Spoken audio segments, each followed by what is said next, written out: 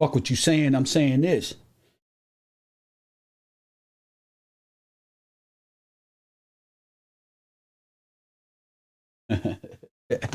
Coffee and Kush TV, we in the building. Just got my Amazon update.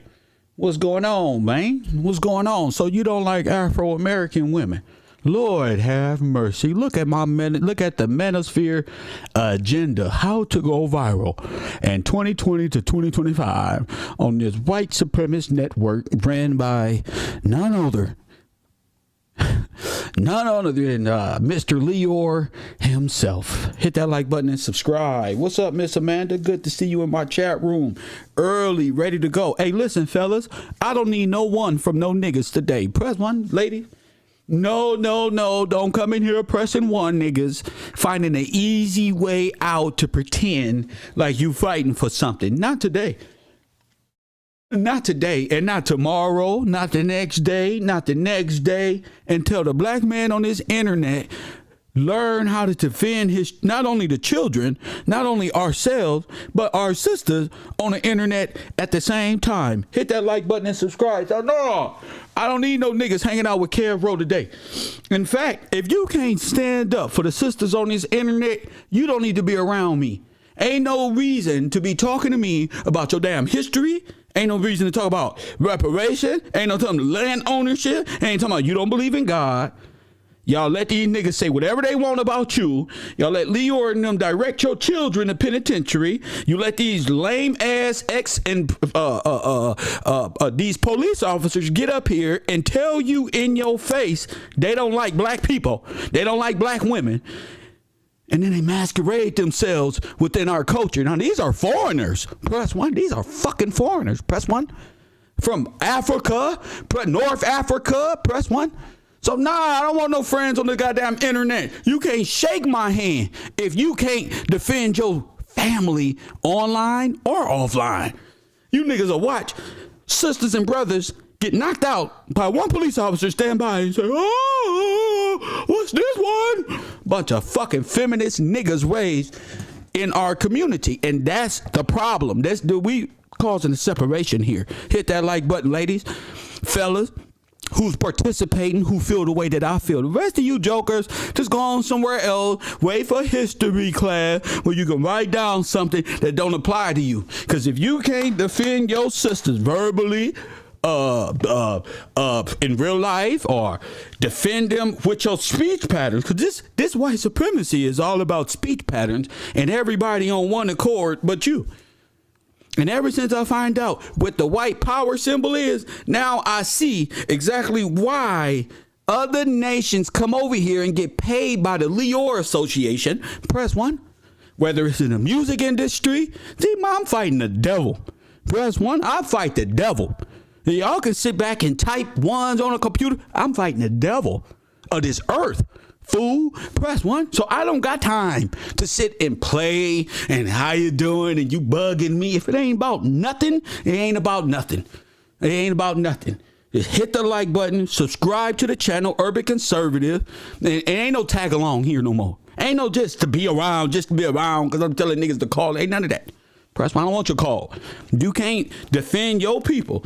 And these people ain't even doing nothing physically. It's verbally annihilating our presence on the internet. We already make the least amount of money on here. We already trying to find our way on this internet and monetize something positive. Then we got Kevin Samuels, the Manosphere. You got foreigners. Press one. You got mediocre TV. You got fresh and fit.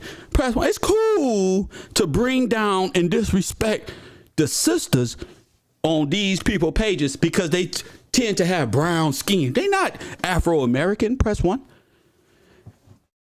It got me upset looking at these two brothers. I watched Say Cheese interview yesterday. Did y'all see it? Did y'all watch the Say Cheese interview?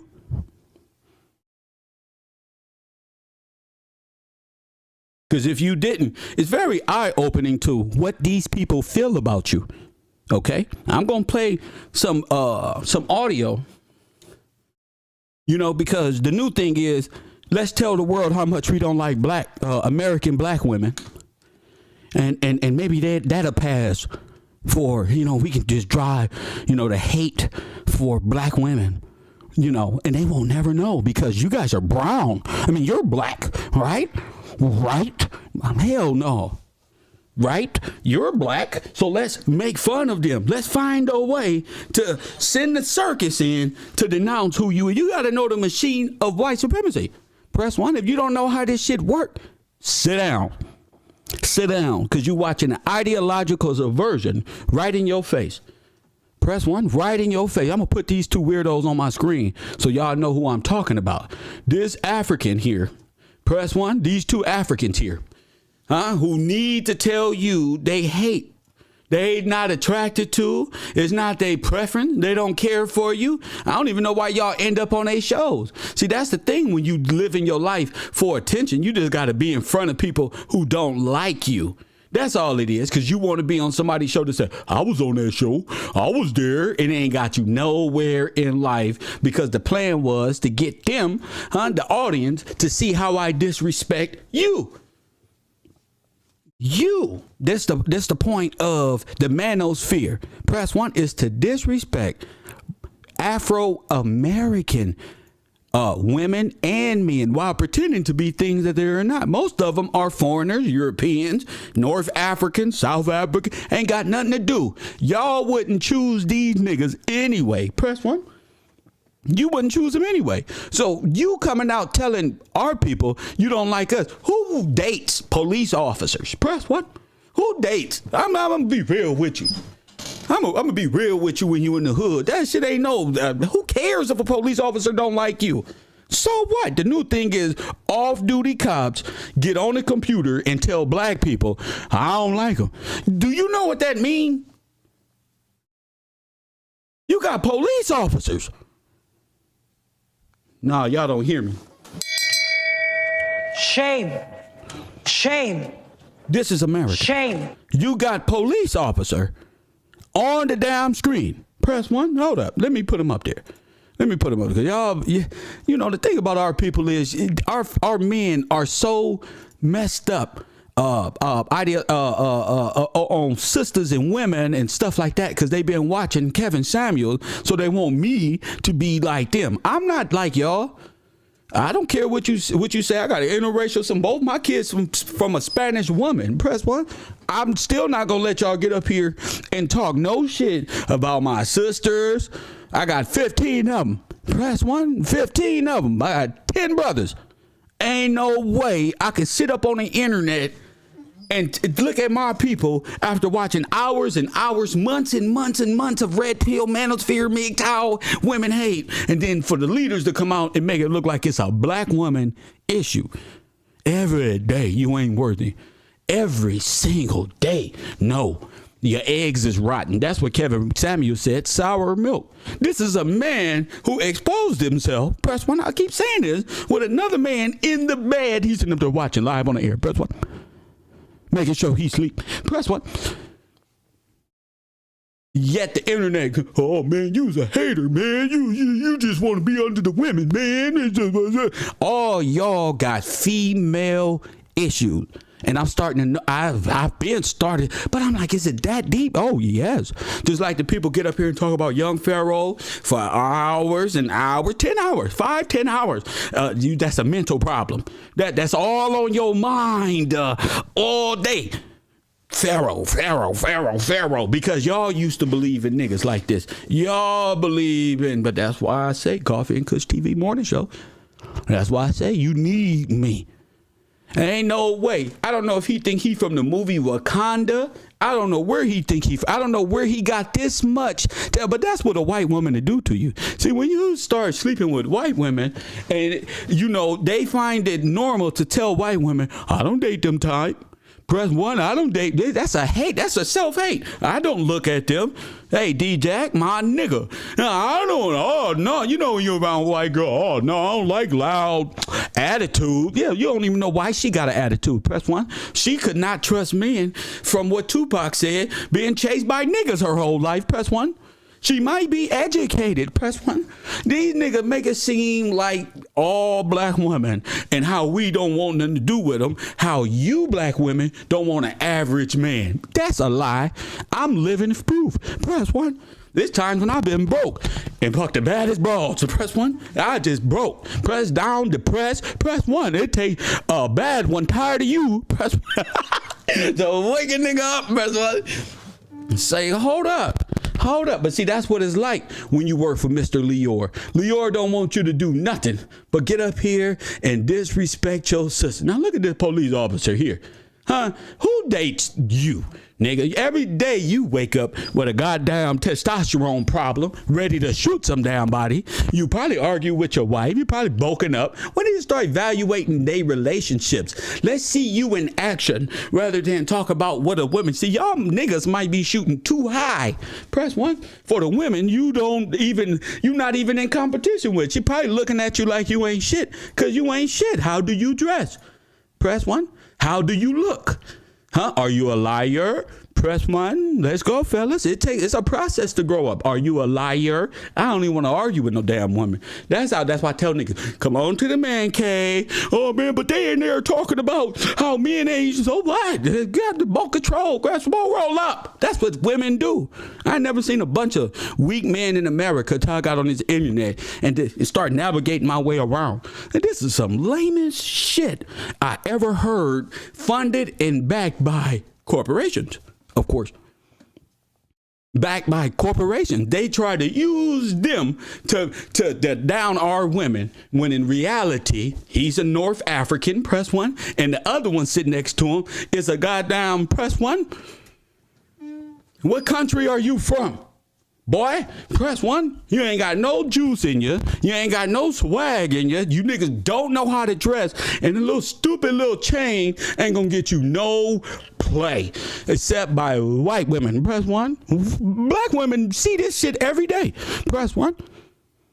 We grow up shining on niggas. Niggas get in the mirror and portray an Afro-American role, start bopping around, start doing like that. You know how Africans become Negroes? They sit in the mirror for hours and hours. Hey, man, jiggy wiggy. As we go down to the house, right there. See, when they come over here, they got sandals on, big toe about this goddamn big. Nigga can run up a goddamn coconut tree, get over here, date a white woman, and then tell you, oh, we don't got nobody don't care about your black ass, nigga. Press 1. You're the only black nigga around here.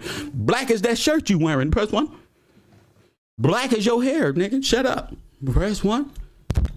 Ain't nothing like disrespecting your nation and letting foreigners diss. That's why I tell niggas don't even hang it. The shit that make me mad. I'll be mad at y'all doing my class, but I'll be really studying white supremacy.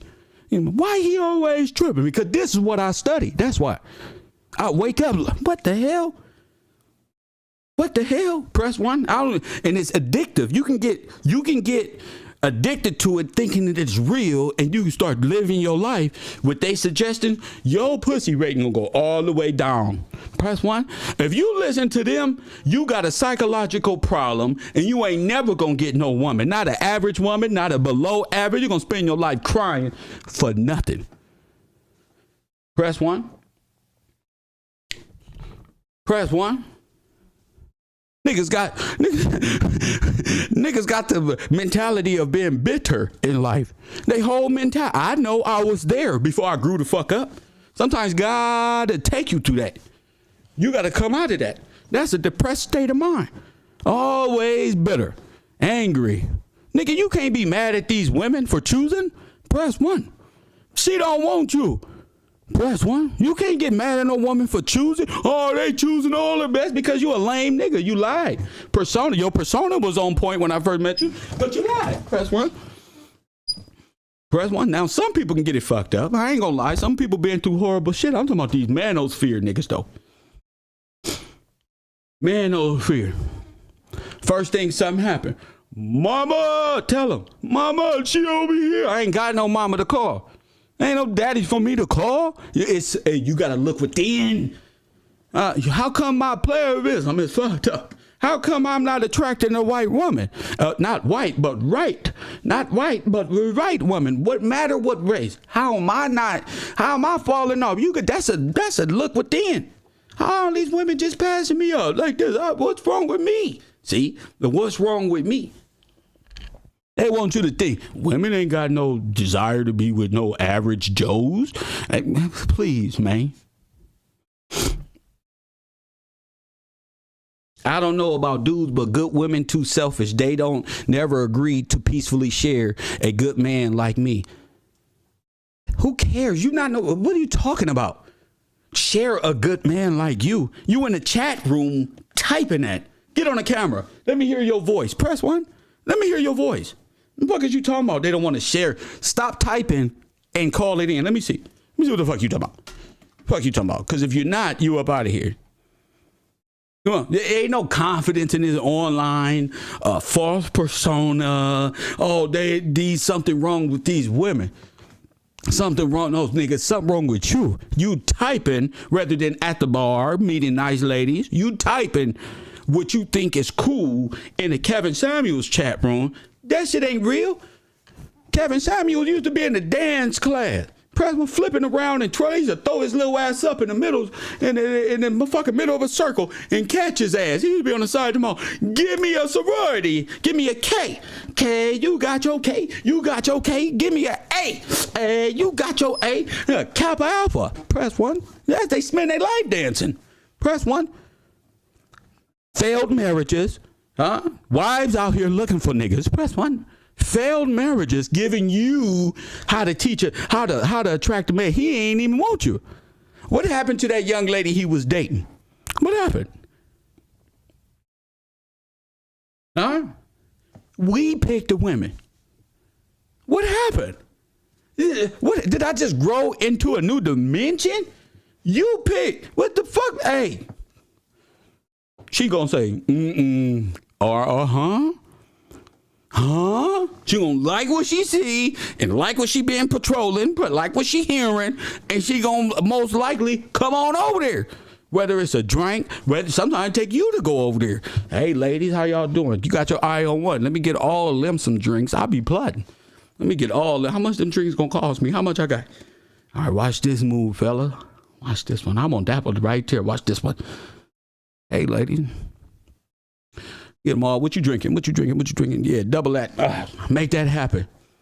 They all want you after that, but you don't want them. Press 1. You was sitting on one of them. Press 1. Most of the females are more educated than the brothers. Press 1. Most of the females actually went to school. Ain't got time to hear no extra shit where you can't teach her. Niggas is mad they can't teach their women nothing. What you bring to the table? I got a job. If you want me to take care of you, you gotta, what do you bring to the table? What the fuck do you niggas bring to the table? You niggas can't make nobody laugh. You can't do nothing. Can't carry a strong conversation. All your conversations are argumentative. Press 1. On how they not. Ladies, how does it feel to go on a date to hear that you ain't shit? All the time, you ain't good enough. You wasn't even supposed to be on there. You had no attraction to these niggas. Press 1. They begged you. What the fuck is going on? Who dates these type of dudes? I can't get this shit out my head. I was going to get up here and talk about young Pharaoh being in the cell with all bloods and scared to death, but nope, I'll save that one. I'll save that one. You ain't finna, but this type of nigga, don't pull me over. Please, why you pull me over, officer? You got a female. How you doing, officer? Give me your number. I won't give you a ticket. Give me your number, and I won't write you a ticket, ass niggas. Press 1. Got to force broads into the, hey, let me get this one. Before I give you a ticket, I'll take you to jail for that little stupid warrant you got. You don't give me your phone, and he's punking broad. And when it don't work, when they don't have that superiority complex, and the females can legitimately tell them no, they turn in, get out, get away from me. The women ain't shit. I'm gonna open the podcast and talk about how they don't want good men. Press 1. I'll open a podcast and we gonna go and say, oh yeah, we don't even date Afro-American women. Press 1. When Lord, they will take anybody. You put that man back in his country where he belongs. He'll be trying to marry one of y'all for some citizenship. Not like this. Hey, you know everything Not I'm like saying this. is facts. In the real world, hey, just put me out there with them. Hey, now one of these niggas gonna be able to prove this shit they talking on. I'll just sit there and watch them. Look at this goofy ass nigga. Look at this shit. And you're on the internet teaching men and women about themselves. Get out of here. Look at her. You a whole simp. Press 1. Call it in. Call it. You can call me whatever you want.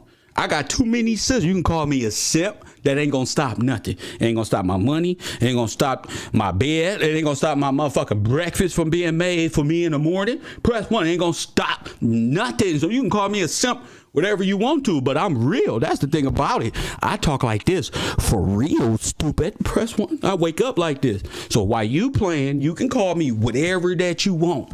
Whatever. I'm not too fond on words. Y'all can keep that to yourself. I'm a simp. I'm a simp. You feel me? Y'all niggas ain't getting my phone number. Press 1. Get out of here with all these emojis. These are the type of people. Look in the chat. Look in the chat. A whole race of people, men complaining about women using emojis. Look at this shit. All emojis. What the fuck is this? Oh, you can't believe that a man will say, nigga, you couldn't hang out with me. Press 1. You couldn't hang out with me. Most of y'all subscribers, most of these people are fucking nerds who can't even speak to a woman anyway. They scared of themselves. So y'all can sit on the internet, whatever, it doesn't matter. 424-209-9506 is the number for any Manosphere red pill mediocre tutorial. All these supporters that these niggas be having, let me hear you. That's the thing about it. I'm too real. Let me hear you. That's the thing about it. Let the women and the real niggas hear you. That's the thing about it. Press 1. I don't care about you, her feet. Get up out of here. Shut up. Press 1. A male. Press 1 with her feet. I'm just stating the obvious. You ain't even Afro-American. Shut your ass up. Press 1. L7s. Press 1. L7. You ain't even Afro-American. I can tell how you type, nigga. Press 1. Oh, I'm just stating the stats. Stats are manipulated. There was some stats that said we were fucking monkeys. Press 1. They believed, all the world believed that they can come over in this nation and steal land from American Negroes. Press 1. Don't tell me about nothing. Go take your ass home. Press 1. There's a Ukrainian-African war. Y'all should be gearing up right now. Y'all should be gearing up. See, that's the problem. You think my war is about chatting, and I'm going to eat your ass up right in your heart. Press 1. I want your heart. Because you can't say nothing. Take your ass home. Put them stupid ass sandals on. Press 1. What country is this one from? Right here. Where he from? Press 1. Where is this one from? That's the problem. Because he parading around like he's Afro-American black, and he's nowhere around that. Press 1. Nowhere around it. Niggas get a little line up. They go to an Afro-American thing, shake a couple hands, and pretend. These nigga police officers. Press 1. Bunch of police officers run around telling black women, I don't like you. Well, we know. That's why all the black people get shot. Because you and that spirit that's in you that just have to tell it, nigga, I don't like y'all. I don't even like American black. And let alone name women. I'm just not. You know what it's like to carry that? That ain't even supposed to be in your head, Turkish man. Shout out to Todd. Young Turk, press 1. As a police officer, that's not about who you like. You can carry who you date in your mind and pull a sister over, be the reason why you beat her ass. Press 1, because I don't like black women. That's why. I wouldn't sit up here and say I don't like white women. I'm a police officer. Press 1. White women been murdered and being assaulted all over the damn internet, being disrespected. I'm not going to get up here and say no silly stuff like that. No other race is more disrespected than the black man, the black woman, the black child in real life and in the Leo Rand. Press 1. I told you this a fucking white supremacist ring. This is how you get paid by the white supremacists. Press 1. But I'm not playing. Here go they balls. This is YouTube balls in this fear. Press 1. You see that sign he got right there? Press 1. This is a white supremacist, Nazi, neo-Nazi sign that y'all just sign up to it. I say, hey, Leor, you just sit right there. I got everything. You work for white supremacists. That's who you work for. Press 1. My audience is already hip on this shit. Press 1. I know they gonna block me because I got they boss up here with the white supremacist logo. So they ain't got no choice. I don't make my money off of YouTube. I'm FUBU. For you and by you. Get on the patreon.com/KevGillsTV. Realest nigga on the internet. Press 1. Press 1. I hype myself up. I don't need no deal. To work for who? Him? I will never sell my soul for no damn gift that God gave me to down my people, throw them in the penitentiary. I grew up in South Central. You know how many niggas I saw in jail getting washed away, thrown away? Children, nigga. That's why I'm against that. Because no other people on this earth deal with what we got to deal with and still got to find some fucking sanity around this motherfucker. Then we got niggas like this who ain't about shit. Press 1. Scary. They going to be on the internet crying. Oh, man, he did this. He using my face. Press 1 because they punks. Press 1. He used my face. All this shit about black women. Press 1. All this. As soon as a man address them, flags all over the place. Flags. Because the internet is full of pussy niggas. Press 1. That's why. That's why afraid of their own culture. Let's put some Turkey women up there, and I'm going to tell you why I don't like Turkish women. I'm not attracted to them. Press 1. When I go to their country, I don't like the clothes they wear. They got attitude. They all hoes trying to sex me down. Press 1. How dare you? If we start coming at they people the way they attack us, watch what happens. The hell, ain't no handsome Turkish men floating around for no African American. Ain't no African American woman ever came to my barbecue with no fucking Turkish fucking face. Press 1. If you don't get your ass to Ukraine, some goddamn wearing fighter war, fool your people over there. Press 1. Probably a Hindu, but I want to watch this one. I want to watch this one. I want y'all to hear. Say Cheese TV. Shout out to Say Cheese for asking them these questions. Shout out to Say Cheese for asking them these basic ass questions. Huh? Yeah, I'm different. I don't want to be your friend. I don't like you. I don't want to hang out with you. If a female tell me, you know who I talk to? Who? Oh my goodness. Get away from me. You're dirty. You're not clean. Press 1. You're a leopard. You're a leprosy. Press 1. I think of biblical stenches when I think of you. Press 1. The fuck? Yeah, people back home don't even take baths, nigga. Press 1. They take baths twice a week, once a month. Get up there eating with their hands and feet. Come tell me they don't like you because you got an attitude. I don't like you because you sit on the floor, lay down like this, want to eat your food, but you fucking like this one, just with your hands. Press 1. That's why. Y'all stop letting these squares. Press 1. Squares. Press 1. Get your confidence down. Y'all men, these men who watch this is the weakest group of men I've ever seen in my life. Press 1, the weakest group. Sit up around other men and talk about their wives, their girlfriends, and boom. That's why your girlfriend's out there fucking other niggas. You can't have a relationship because you're too busy downing women. Press 1. You too busy looking at, she ain't gonna take me. That's your confidence up. Oh, that bitch thinks she all that. No, how about you just ain't shit? How could she consider a police officer bullshit in your face? Press 1. You probably gonna beat the shit out of her ass. You get mad. Freeze! On accident. Press 1. Probably ask their girlfriends all the time. Give me your ID. Let me run it.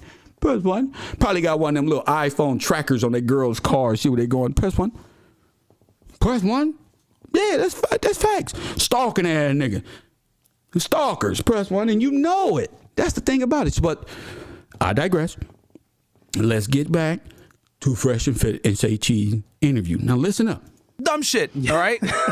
Okay? But here's the thing. I guarantee you that won't go on Shade Room or any of that other stuff when I was like telling her you're dumb, whatever. Like that doesn't make sense. But it's only that they want to perpetuate a certain stereotype and put us in the middle of it to make us look crazy, but they never clip the other stuff where we kick out girls of other races or we tell girls of other races, hey, you're not, that was a dumb argument or whatever. They want to kind of paint this. You're not beautiful.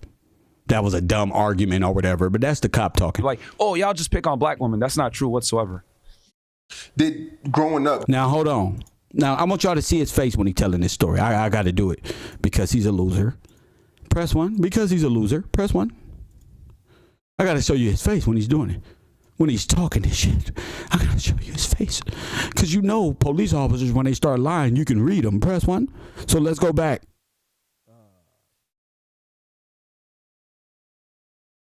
Did y'all attract black women? Yeah.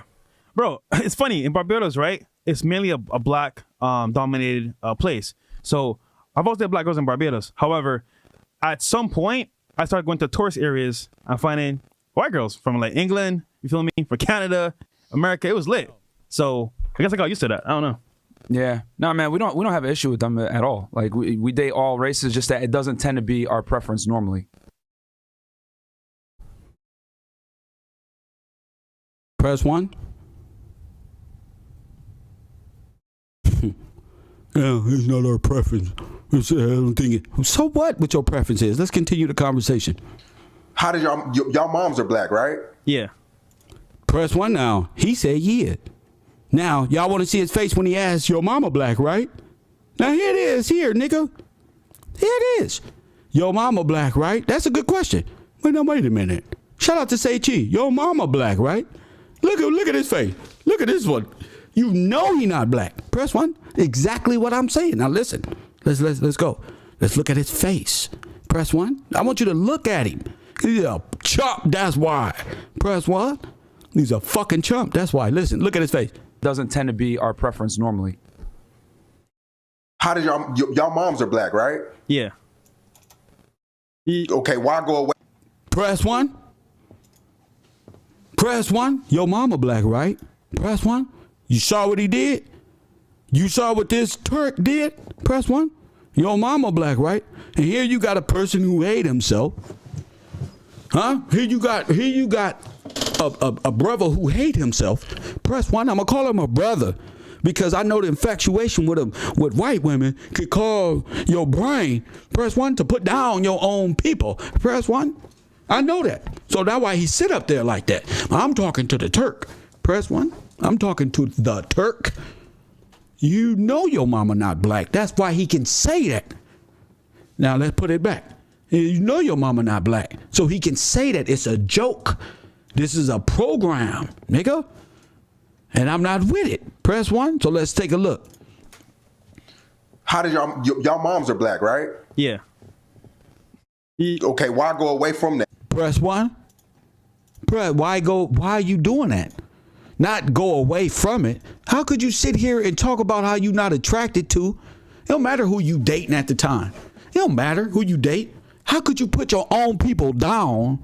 Press 1 for the acceptance of being in a compatible. She ain't gonna be with you forever. Press 1. The first nigga come around with a chain and a Hilfiger shirt, she bouncing. Press 1. The first Afro-American they see. That's why they don't like us. They own it. Press 1. No matter how much money you got. The first Afro-American they see. Press 1. That's why they have you out there with 20, 30 girls with 2 Africans. Press 1. Not that they gonna bag them all. The fact that you ain't allowed, nigga. Trust me. They ashamed of themselves. Not only that, they feel not cool enough when people like myself is around. Press 1. It's the truth. Look at me. Look at them. Press 1. You know damn well. Press 1. Look. Facts. We do this shit effortless. We don't gotta try and put no sisters down to say what's wrong with sisters and brothers. But how you gonna speak up on? You see the devil in his eye? How you gonna speak up on? Afro-American shit. And your disgust, I don't really like them. You know what I mean? Press one. Let's keep it going. Like, You know what's funny? My mom would always be like, "Hey, when you ever gonna bring a black girl home, man?" I'm like, "Yo, I've done that, but they're not here right now." You feel me? Like, I don't know, bro. It's different. do you feel like y'all aren't strong enough for it? You see what he said? This fool had to look at. Press one. His friend, who's not even black, for confirmation. Listen to me, sisters. This niggas, G. I so want to fit into this crowd. I gotta look at the non-black on why my mama said, "When you gonna bring a black woman home?" It's a mom's worried about you. You just gonna bring all these white people over. Your mama don't want to see you with no damn white woman every damn time. Bring a sister in that she can relate to and say, "How you like my son?" or something. And how you looking at him to validate your mama, what your mama saying to you? He ain't there when your mama tell you, "What's wrong with you?" And listen to what Say Cheese asking. For the black woman's attitude, the needs that she's gonna want, because black women are dominant women. Oh, here we go. Here we go, bro. No. Look. Strong enough. Press one. Look, black women are dominant women, but submissive. They dominant, G. They not for. Oh hi. That don't work. You learn that in elementary. Press one. Hey, yeah, you got to be about that. Press one. For the black woman's attitude, the needs that she's gonna want, because black women are dominant women. Oh, here we go. Here we go, bro. Hey, look, here goes. Hey, look, here they go. Let's get back. Let me see where I'm at. But yeah, I mean, it just tends to not be like our main preference. But we both dated black girls. Like, we don't have problems with black girls at all. It just tends to not be our preference. But bro, let's keep it 1,000, man. It's like, if you're critical of like anything that has to do with like black women, they're gonna always get mad at you and be in their feelings and be like, "Oh, you're racist," or "You're a colorist." Press one. This is what they do. This is what they do. This is Joe Rogan approach. Oh, they're going to say I'm a racist or this one and that one. If I got up here and spewed the stuff and got clout off of it from Jewish women, Germans, Iraqis, and start, I don't like this, I like my, they're going to put me down, G. They're going to put me down, G. Oh, nah, person like that one, you can't monetize on. You don't like white women? You can't monetize this. That's hate speech. You gotta like all people.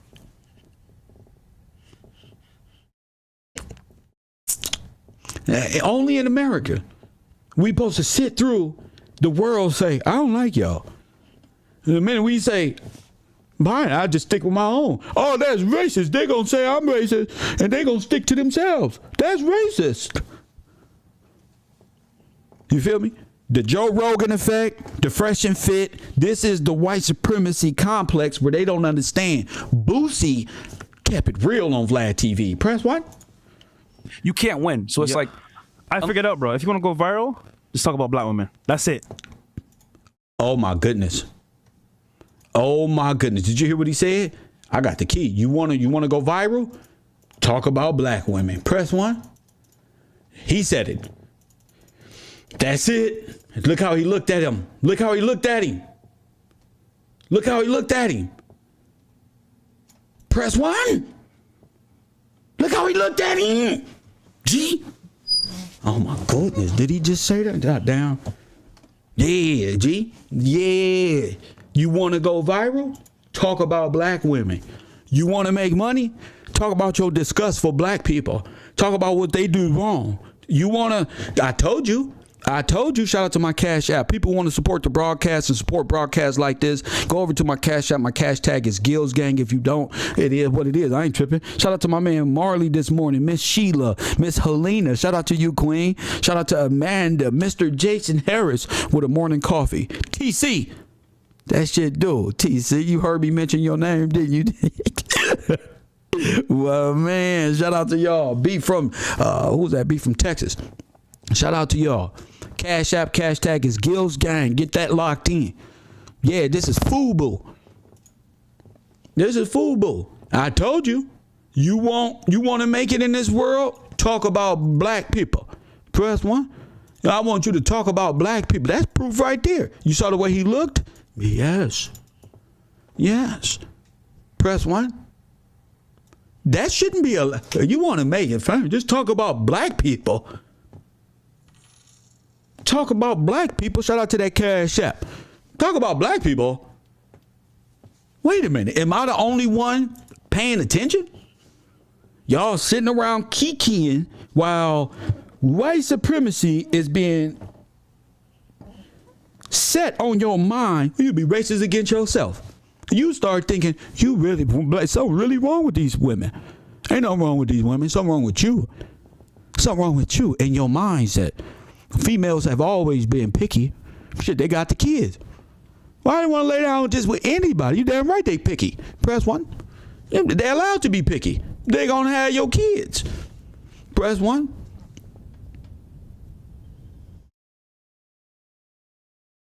I can't find a woman. I won't.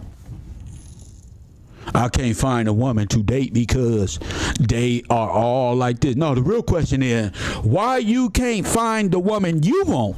Just take this whole we out, because I ain't got this issue. Take this whole we shit out.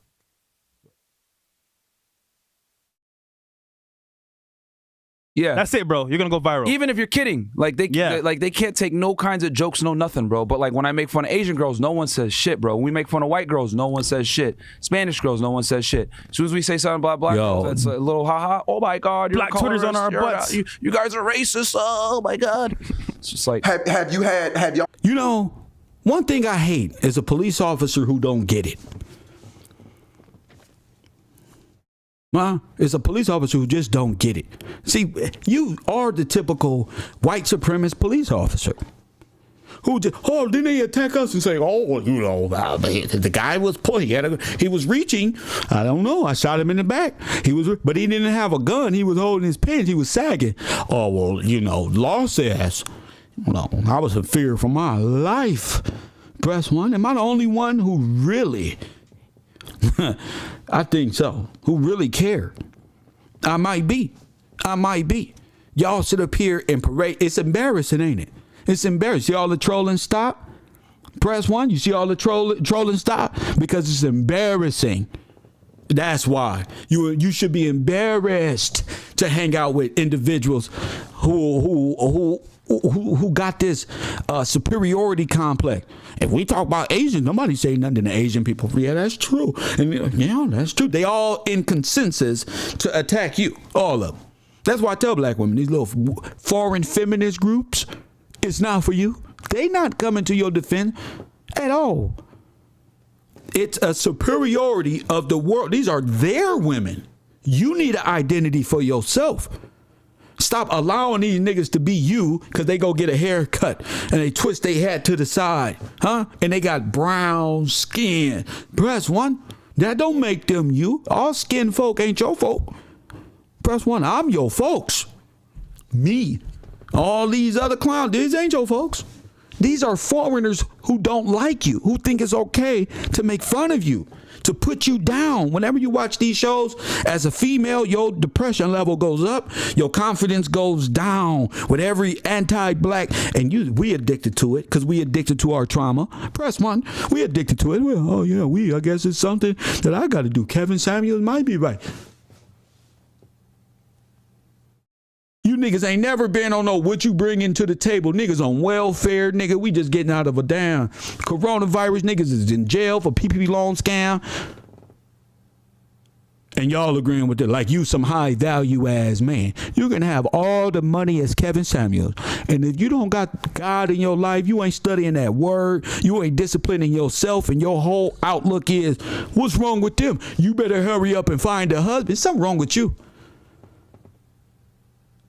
Press 1.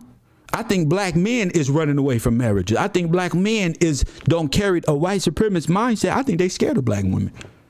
I think you scared of black women. I think your ass want to fit in and with these nice conversations. Press 1. Female don't give two shits about my mouth. Press 1. It's what come out my mind when it's time. Press 1. Huh? I'm talking like a nigga. I turn this up right now and talk like an educated brother when it's time to teach, a teachable moment. But I'm South Central, born and raised. I'm not Harvard. I wasn't born in Connecticut no damn where. It's facts. Facts. I'm against white supremacists coming against my people on the internet for clout, fame, because it's cool for algorithms, as he just said. Press 1. Did I not prove my point? So I don't care about y'all little problems that y'all having in y'all personal life. Y'all got up here and y'all feeding poison to the community. Press 1. I get on mediocre. Press 1 to do a mediocre fun fact. Press 1. And he up there crying because he got cancer. Press 1.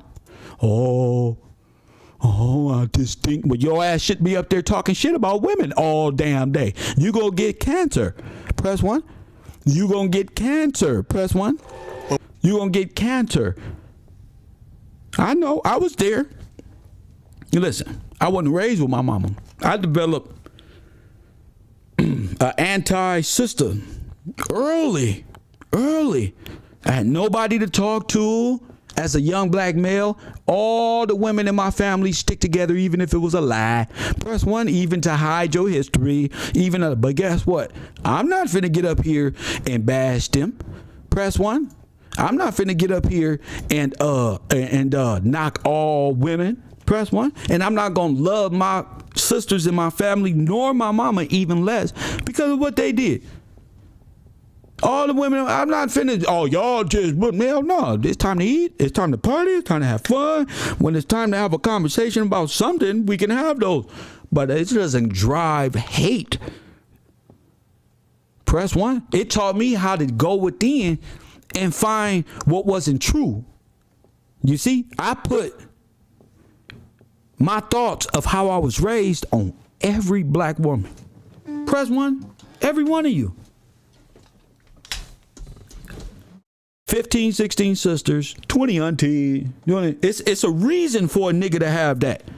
But when you come out of that mindset and know that not just them, all black women, all women for that matter, it's not like that.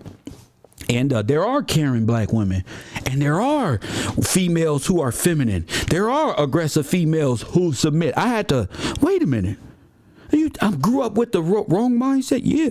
Now you can blame them, or you can take it as a learning lesson and grow within and find love and practice this shit. Press 1. Practice loving yourself. Press 1. And I won't have to worry about me going to no damn bar, meet no female. Hey, me? Hell no. There's some women there. I'm gonna make somebody laugh. Fuck that. Let's go. It's some women there.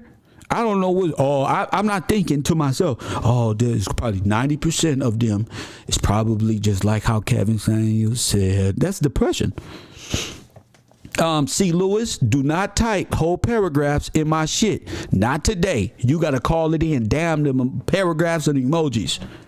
My phone is always available. I'm no longer letting men just come up in here. If I see long paragraph, press 1. You're not calling it in. I don't want you even typing. I don't even want you typing. I've been doing this for 3-4 years, and niggas don't call in when it's history class because we all learned it. But when it's time to protect your sisters, and you see this on the internet, where you at? Where you at? Now, I'm not finna get up here. When I was telling sister, when I do my shows, a man on the grind is the prize. All the fellas, yeah, we love that. But to give our sisters some love, it's hard to do. One of the hardest thing to do is for brothers to defend black women, especially on this internet, because the clout, and it may jeopardize, and even the women are taking part in the confidence, the destruction of black women confidence by even appearing on these debating Alpha Kappa, Press 1, drill team instructor on what you're worth. You gotta look at a brother back. Have you been married before, Kevin Samuels?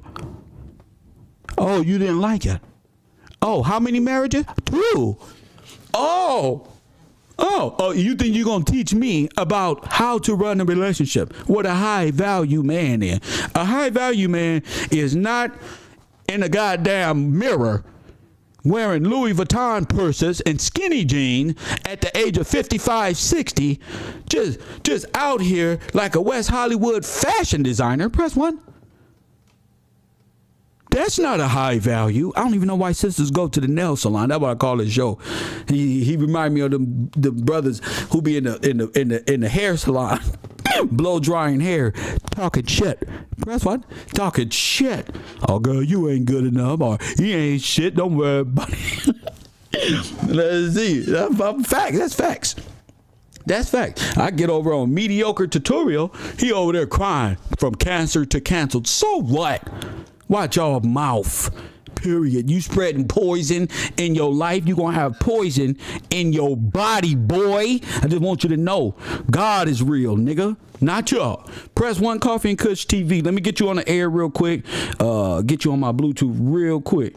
Yeah, God is real. You got a disease in you, and you need to come out. Guess what? It's going to show up on them record when you take your dumb ass to the doctor. Oh, I got cancer wrong. Well, you shouldn't be spreading cancer to the minds of God's people. Period. Coffee and Kush TV. You on the air. What it do, man? I'm loving your show today, man. Yes, sir. Saying the sisters of love, you know what I'm saying? Yeah, Big Cloud on the air. What up? What's wrong is they're taking an aspect, I guess, of the issue and, misleading the people with it. Like, really, it ain't nothing really wrong with I can't hear you. Your phone is muffled. Your phone is muffled. You got to call back. Your phone is muffled. You got to call back with a clear mindset. Hey, is that my brother in the box truck? Oh, yeah, you was right. If that was you, yeah, I got you. I can't hear nothing. But guess what? God is real. God is real. I mean, if you are a poisonous person and you're spewing, oh, what about you? And what about you? And I told y'all, and what's up? Mediocre Tutorial. And we're going to talk about women today. Well, talk about them. Keep talking. I'm not finna be crying because you niggas are. I think it's because Coffee and Kush TV, early morning show. What's popping? My bad, man. Can you hear me now? Yeah. Okay. What I was basically saying is just if men get right with God, like really do they work, then the women will follow, man. And it's simple as that. And I appreciate the show you got going today, man. That's all I really want to say. Thank you. But what you mean by get right with God? What you mean by that? Like day to day, like you got to really walk the path, like whatever, like it's a certain thing about a man. That's right. And God instructs you every day to do certain things, and you need to be doing that, focusing on that, and the women gonna come. And in my experience, that's what happened with me. You know what I'm saying? Yeah, well, that's good, but it ain't even about women coming. You should be looking for one woman. It's not about them. Yeah. It kind of is, but you're right. It's about you. It's about you, mm-hmm. and a lot of men don't have things going in their life to even present to a good woman, and then turn around and say she ain't shit. Cause you know how black women. But that's because they ain't even been focusing on themselves, like you said. Come on, man. What God say, don't put nothing before Him. Huh? They putting things before God. So of course you're not gonna reap any type of rewards or attract anything like a good woman, nothing like that. You don't deserve it. Yeah, and our black men, is there droves of regular urban black men going to the education, learning new trades, stepping, if they know sales, are they stepping into programming, are they upping their ante if it's all about high value? No, I don't see no niggas doing none of that shit. Niggas know how to lay brick. That's what he know how to do.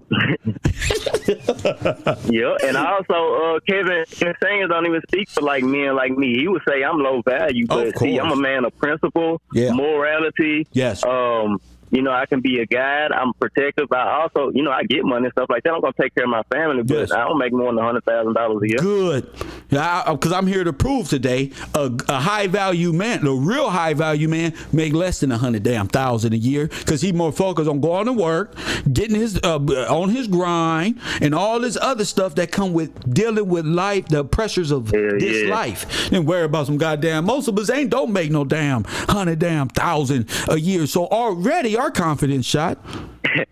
And then it's like, if I wanted to make a whole lot of money, I could make certain sacrifices and do it. But the sacrifices I make would take away from like my time with my daughter, me being able to raise my family and stuff like that. Talk that shit. You can go off and be all these things, but it'll sacrifice the time away from your kids. It'll take away from something over there that you enjoy. So yeah, you're gonna continue to work hard and make less and make ends meet and strive for greatness. Of course. Yep. And God gave me a way to make some money, but I've been hard headed and procrastinating myself. You know, just being honest with myself. I've been doing the work, but there's more I can do, so I'm stepping it up too. Me too. So I can, do that. Me too. That's why I said, okay, I'm doing a lot. Okay, Kev, you can do more though. Well, not really, because I'll be too tired. No, nigga, you smoke a lot of weed. If you smoking, you'll be on the air more, spewing more truth. Man, what you said? You feel me? That weed got you tired, so slow down with that and pick up the slack here, because your people need you. Fine. Thank you for the call, champion. All right, man. My man. You don't got to sell out to them to get a chain or a nice watch for yourself. You don't got to do that. You don't got to talk about your people to look fly. Unless you need some corporate money, and that's what the system is. The gateway to prison, single, depressed, without your family, fucked up in Atlanta for the weekend. Press what? I remember I sat up here and watched Kevin Samuels. Yeah, I'm talking about all of you jokers.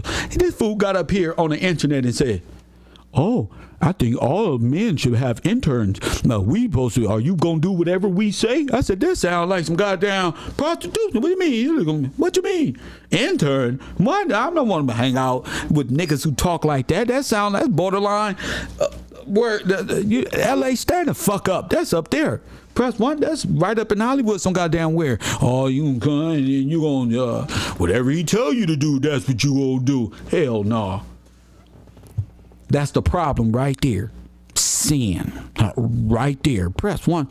Sin. Yeah, moon worship for men. Sin. Press one. That's right. Google it. Bunch of men, moon worshipers out here with no God, feministic ways. Press one. And out here, knowing they got the issue and then gonna open their mouth on the internet like it's really you. This man straight up said, "Oh, why you make it is talk about black women." Press one. If that don't disgust y'all, I don't know what does. I don't care. There should be black men. Wait a minute. Did you hear what he just said? Did you hear what that fool just said? But you want to make it, you got to talk about black women. You want views? I'm up here. Am I the black woman is God preacher? No. Black women are flawless? No. But these are black women, G. We've been through a trauma on this earth that you would never understand. Sandals, press one. Big toe, press one. We went through stuff you can never understand. Your whole existence in America. Let me tell you something, foreigner. Your whole existence in this nation as being a damn citizen is at the expense of my race. Fool. Press one. He's a fucking fool. Yeah, I said the only reason why you a citizen is because y'all took down the American Negroes and King George and them. Press one. I know about the Red Cross. I know about these folks, these foreigners who come over here, and the only job that they can get is to put you down on this damn internet. And we'll give you citizenship if you can sit your ass down and belittle black people. No, let's just talk that shit. Don't worry, we got people. We got people around who will make it okay. Just go and talk about how you don't like black women. Press one. Even though black women don't care that you don't like them, and I shouldn't. And I'm not caring for that. I'm caring because this is an all-right white supremacist attack on our people. That's why. That's why. And if you can't stand up because you infatuated with YouTube pages and you so caught up and you was just over there yesterday and that's stopping you from voicing your opinion, you got the same problem they got. And niggas, no, you ain't coming over here fucking with me. That's what you ain't doing. No matter how big or small I get, I'm not about to make $100,000 because I found what sticks was you.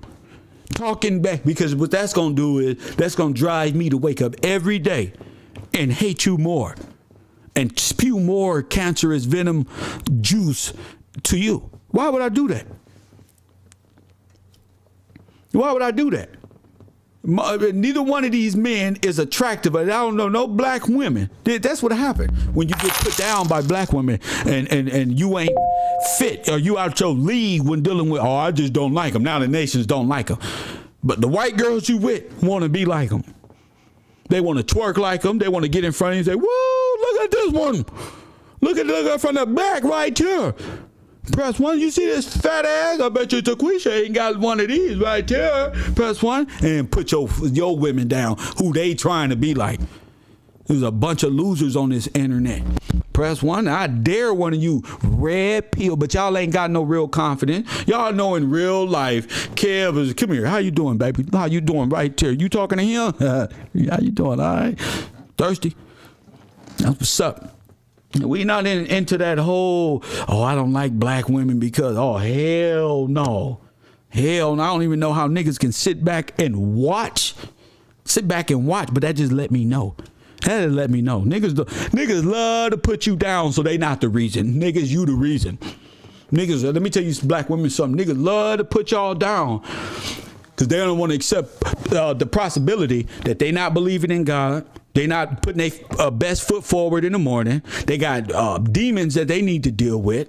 Press 1. You ask any of these niggas, you believe in God? I don't believe in the Christian one. Oh man, I think religion is just, you're lame. You don't stand on nothing. Press 1. Female run right through your pocketbook. Facts. Give me that. What's up with you, Miss Sunshine? Shout out to you. 424-209-9506. Ain't no use to. I know I'm telling the truth. When y'all gonna tell the truth? 424-209-9506. Oh, I know I'm telling the truth. When y'all gonna tell the truth? Kevro is an interactive. It's the you. You spew the truth. Kev's on it. You get on it. Kev, the coolest nigga around here. Kev, run this shit. Running you and walk back and forth to the courtyard, to the lunch business, to the school, and the parking lot chilling. You were trying to hang out with me? You sending me things in the morning to research for you? Press 1 to get clear. No, nigga, protect these women out here. You're not going to get no reparation. You're not going to get nothing until you learn how to defend yourself. You ain't going to get nothing. You don't deserve nothing. Y'all let foreigners just come over and talk any type of way, and y'all make any excuse to shake their hand and get in to fit in. Press 1, then end up like Kwame Brown, $180 million nigga, lost it all, sitting by the river, complaining every goddamn morning about nothing. Just like I said, press 1, nothing. Press 1, nothing. Just 6 foot, 7 foot for nothing. Drunk, alcohol, driving with no seatbelt, running around, beating up people. Press 1, sticking your hand through the window. Press 1, got scars all over here. Talking about Kev ain't shit. No, nigga, you ain't shit. That fall is going to be hard, like I said. Like I told young Pharaoh. Oh, you going to fall hard right on your face. Oh, you falling hard. Yeah, laughing at views. The views don't stop the truth. I say it, and there it is, nigga. Press 1. If you've been with Kev Gills since the beginning, you know. I just call it how it is, and then the world sort it out. I just want to speak. I want to manifest destruction. I want to manifest more of you niggas out there talking shit about black women, cancer, and AIDS. And I want this one right here. Back on the boat you go. I want more cancer. I want more. You keep talking about black women? Don't get up here crying about your mama and your foreign life. And, oh, man, I got cancer. So what? Press 1. That's what it is. Press 1. God is good. Let me hear somebody else. Oh, man, I got hemorrhoid. Yes, more. Press 1, run, keep running your mouth. Oh, I got into a bad accident. Good. Maybe you learned something. Stop running your damn mouth. Press 1. I'm not feeling bad because shit happened to you. Press 1, y'all audience members. This shit ain't real like that. So what?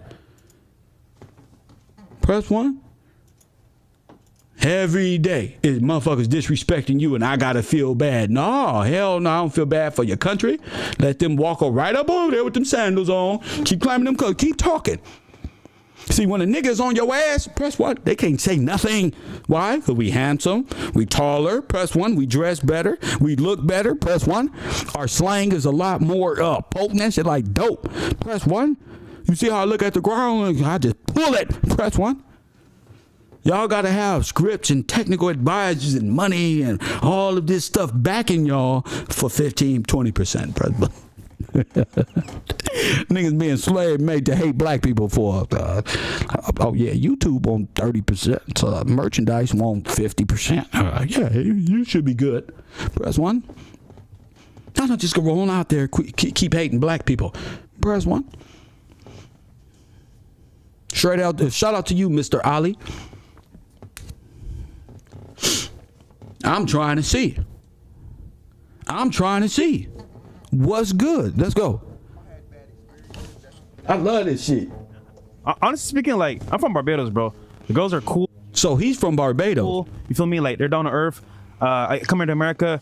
I see some crazy black chicks, yes. Crazy white chicks, yes. But my thing is like, okay, in my experience, going off of like what I see from the outside looking in, sometimes I'm just like, yo, hey man. Yo, you want to know something else funny too? What? So What's funny too? What's funny too, loser? What's funny too? Tell it. So yesterday what? Yesterday we literally had a show and we had 2 black girls on the panel. They were fucking like, yo, they were the smartest ones at the panel. Yeah. Right? Very ladylike, real smart. We had a white girl in here saying some bunch of dumb shit. All right? Okay? But here's the thing. I guarantee you that won't go on Shade Room or any of that other stuff when I was like telling her you're dumb, whatever. No, did you kick her out? Like that doesn't make sense. But it's only that Are you willing to say, oh, I don't like white women who are dumb, just like I don't like American black women who don't not as smart as these beautiful queens here? Is he saying that?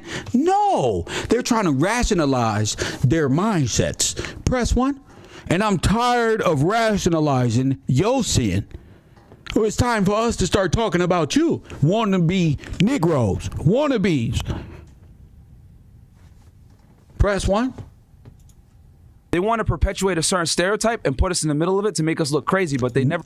You hear the excuse? Oh, y'all want to make a stereotype out of what we doing as if we can't see what you doing. Clip the other stuff where we kick out girls of other races, or we tell girls of other races, hey, you're not, you know, fucking dweebs, huh? Argument or whatever. They want to kind of paint this narrative like these are dweebs. Y'all just pick on black women. That's not true whatsoever. Fucking dweebs. Growing up, did y'all attract black women? Yeah, bro. Press 1. Now I want y'all to see this fool face. You know damn well. Look at his face. Did you attract black women? He said, yeah, bro. Look at his face. You ain't never attracted no black women. Black women don't want to sleep with you. Press 1. They don't like the way your body odor is. Press 1. They don't like that smell that's in your pores. Press 1. They don't like that one. Huh? They like Jacob. Smooth all over. Cuz probably got some nice cologne. Cuz, you know, black folk, we got some body essentials, some oils. You know, we do it. Press 1. We do it. Especially when we own, like Kev right now. Press 1. No, they don't. Ain't no sisters. Look at his face. Look, they don't want no sister. Come on, let's go. It's funny in Barbados, right? It's mainly. Did he say yeah? I be like, well, ain't no black women step to this. Growing up, did y'all attract black women? Yeah, bro. This nigga over here is speaking for the racist. Sure, we did, didn't we? Press 1. I'm from Barbados. Sure, we did. Press 1. We. Press 1. Sure, we did. That ain't as confident as he look over there. He didn't get no black women want to sleep with him.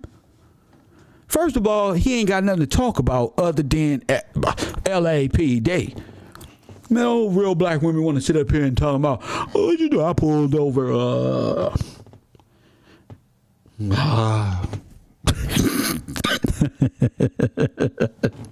Press 1.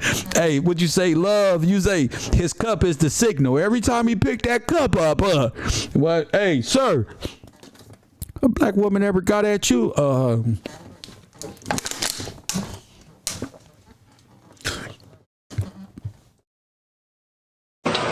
like this. Not like Sure. this. Sure they do. Sure. Boy. It's funny in Barbados, right? It's mainly a black dominated place. So I've always dated black girls in Barbados. However, at some point, I started going to tourist areas and finding white girls from. Press 1. At some point, I start going to tourist areas.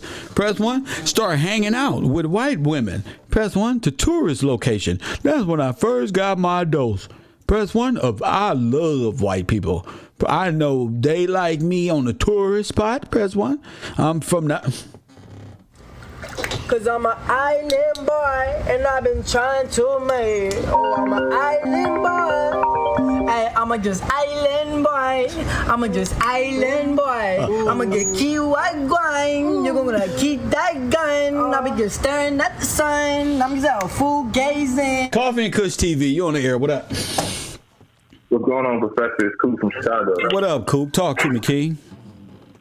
Hey, right now, what you got playing, these is some, this is pain right here. Go You're ahead. witnessing child trauma that stretches all the way back to, like, the school hall and the gym and stuff like that. These boys are getting picked on. Go ahead. What you mean by that? And they grew up. They was getting picked on. They was younger when they was coming up. Oh, okay. I got you. And you know what I mean? And then they grow up, they become cops. They become, secret agents. They get visas to come over here and go to school for that stuff. And they select them based off their background and have them go out here and spew hate shit. Especially, they want to wait until the women are coming on their way to work. They want to catch them early. So they hear this stuff and feel down on themselves. That's right. In reality, these dudes hate themselves. Facts. You can see it, especially the black one. He really hate himself. Yeah, and it's messed up because these dudes. I know a lot of guys growing up that came here from like Barbados and Jamaica, and they ain't had no hard time. They have a hard time at all. I mean, you just. I know some island boys. They don't have no problem. Man, but you just see. I don't know how people watch this stuff. It's self-hate. Yeah, people need they insecure lifestyles validated. They need it validated, and they validate that. Go ahead. Yeah, and the girls that was probably dating them and stuff like that, they have fetishes for brown guys. Yes. Women So like they go brown pick them dudes. up and Women love brown Yeah, niggas. and Yeah. He can blend in. He can fake it for a while. Go ahead. Yeah, it boosts them up for about 4 months, and then the white girls start noticing things. And she say, wait a minute, this not the brown dude that I like right here. Press 1. This not the American Negro. I thought y'all was some Negroes. No. Yeah, that's all I wanted to ask. Thank you, Coop. Do a quick observation. No problem. My man, that's all I can ask for. Shout out to Coop. My man said, I'm calling. Kev ain't calling me out no more. Hell yeah. You can get in your feelings or you can become part of the takeover. Press 1. Hit that like button. Subscribe. My cash app, my cash tag is Gills Gang. I'm just tired. Most of these things that these men are talking about are issues with themselves. And not just them, but the whole manosphere. The whole women is the issue. All women are wrong. But I'm here to say, women, you right. Pass these little lame ass niggas up. Keep them crying. You right. How you dress today? Press 1. When you go out, what you wearing? How's your attitude?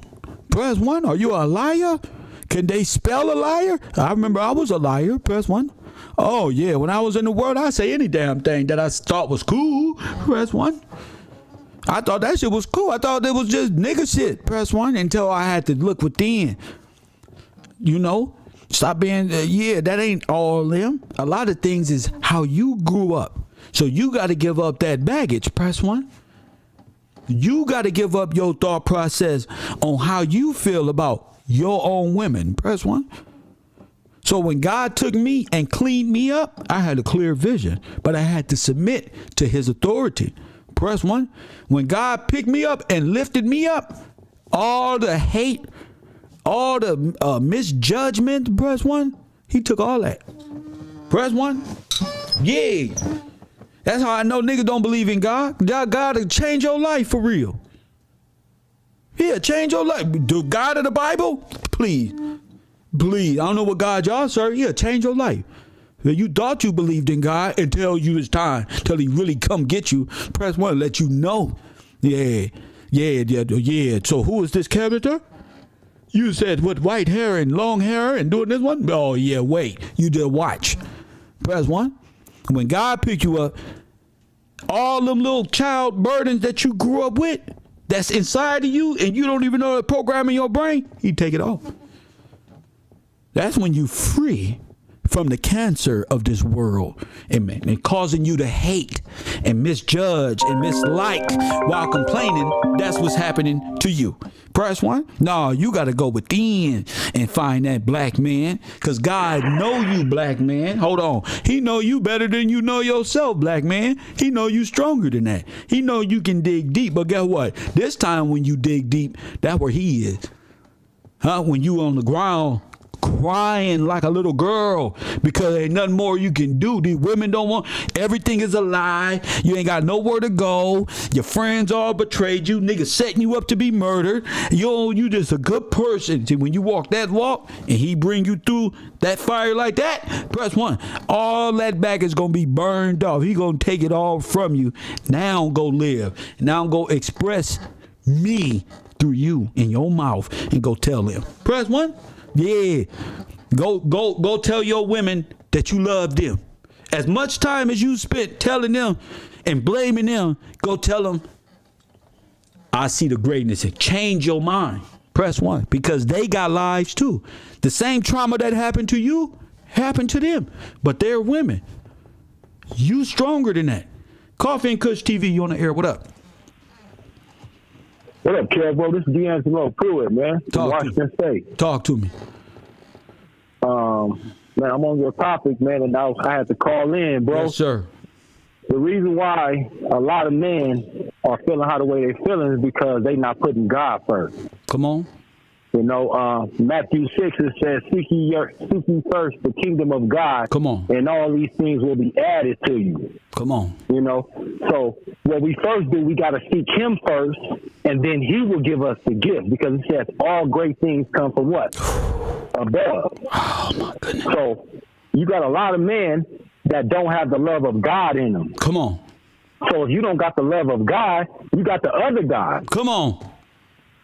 You know, I was raised by my mama. Come on now. According to you. That's right. That's right. You know, I didn't have no man in the house. Come on. I had 2 older brothers. Come on, King. You know what I'm saying? So I picked that manhood up from them. Yes. You know, I didn't put it on her for her to teach me how to be a man, because she never was a man. Come on. All she can do is teach you how to treat a woman. Come on. You know what I'm saying? And until we start getting back to the basics of God, yes, sir, you're going to have all these men mad at the woman. Yes. You know what I'm saying? See, I got 3 sisters. I got an older one and I got 3 up under me. So I got actually 4, man, to be honest. Go ahead. And I love them with all my heart and all my soul, bro. And the last thing I would do is put them down and make them feel like they're not adequate. Come on, King. They're the birth of life. So without a woman, there ain't no me. Come on. So for me to put a black woman down, I got to put myself down first, bro. And I appreciate you, bro, for doing the work that you do. Yes, sir. Stay strong, because all it's about is the fight of faith. Come on, King. We're fighting this battle of faith, of belief. That's right. Keep your belief in God and let the world go where the world gonna go. That's right. Hey, bro, I love you, man. I've been listening to you for Washington like the last State? year and a half, Washington bro. State, you say? Washington State. You know, George Washington Gillespie founded Washington State. I was hearing you talk about that. Yeah. I'm a delegate. My family here is one of the oldest families here, sir. Okay. Yes, sir.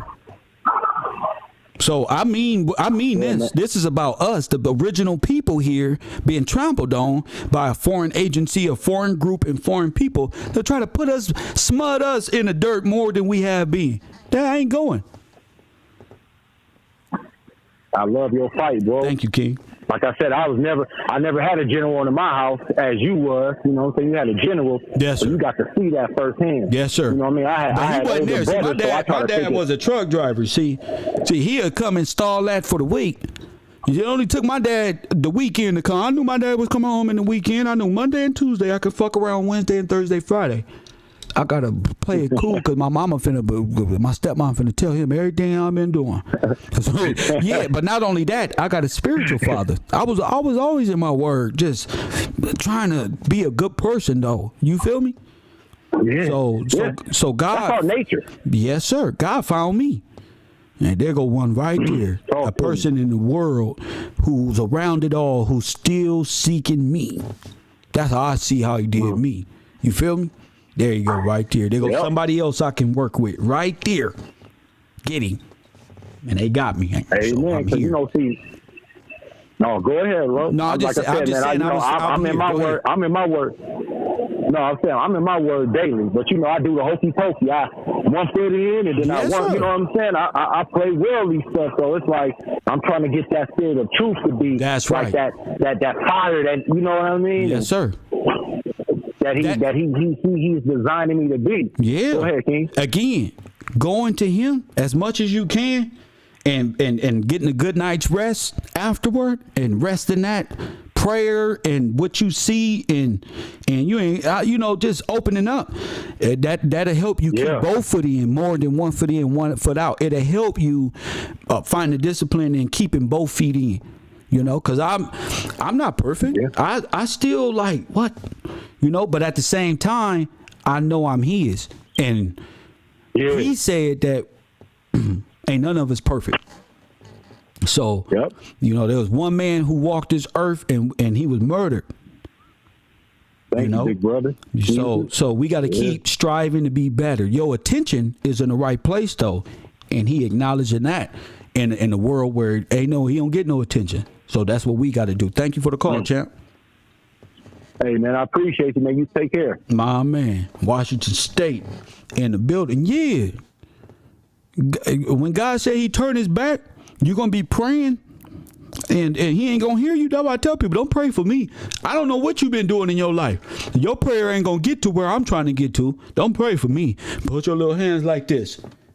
Our Father, who art in heaven, hallowed be thy name. Thy kingdom come, thy will be done on earth as it is in heaven. That I'm not going nowhere. I'm not trying to get to heaven. Yeah, I want you to come. That's what the prayers say.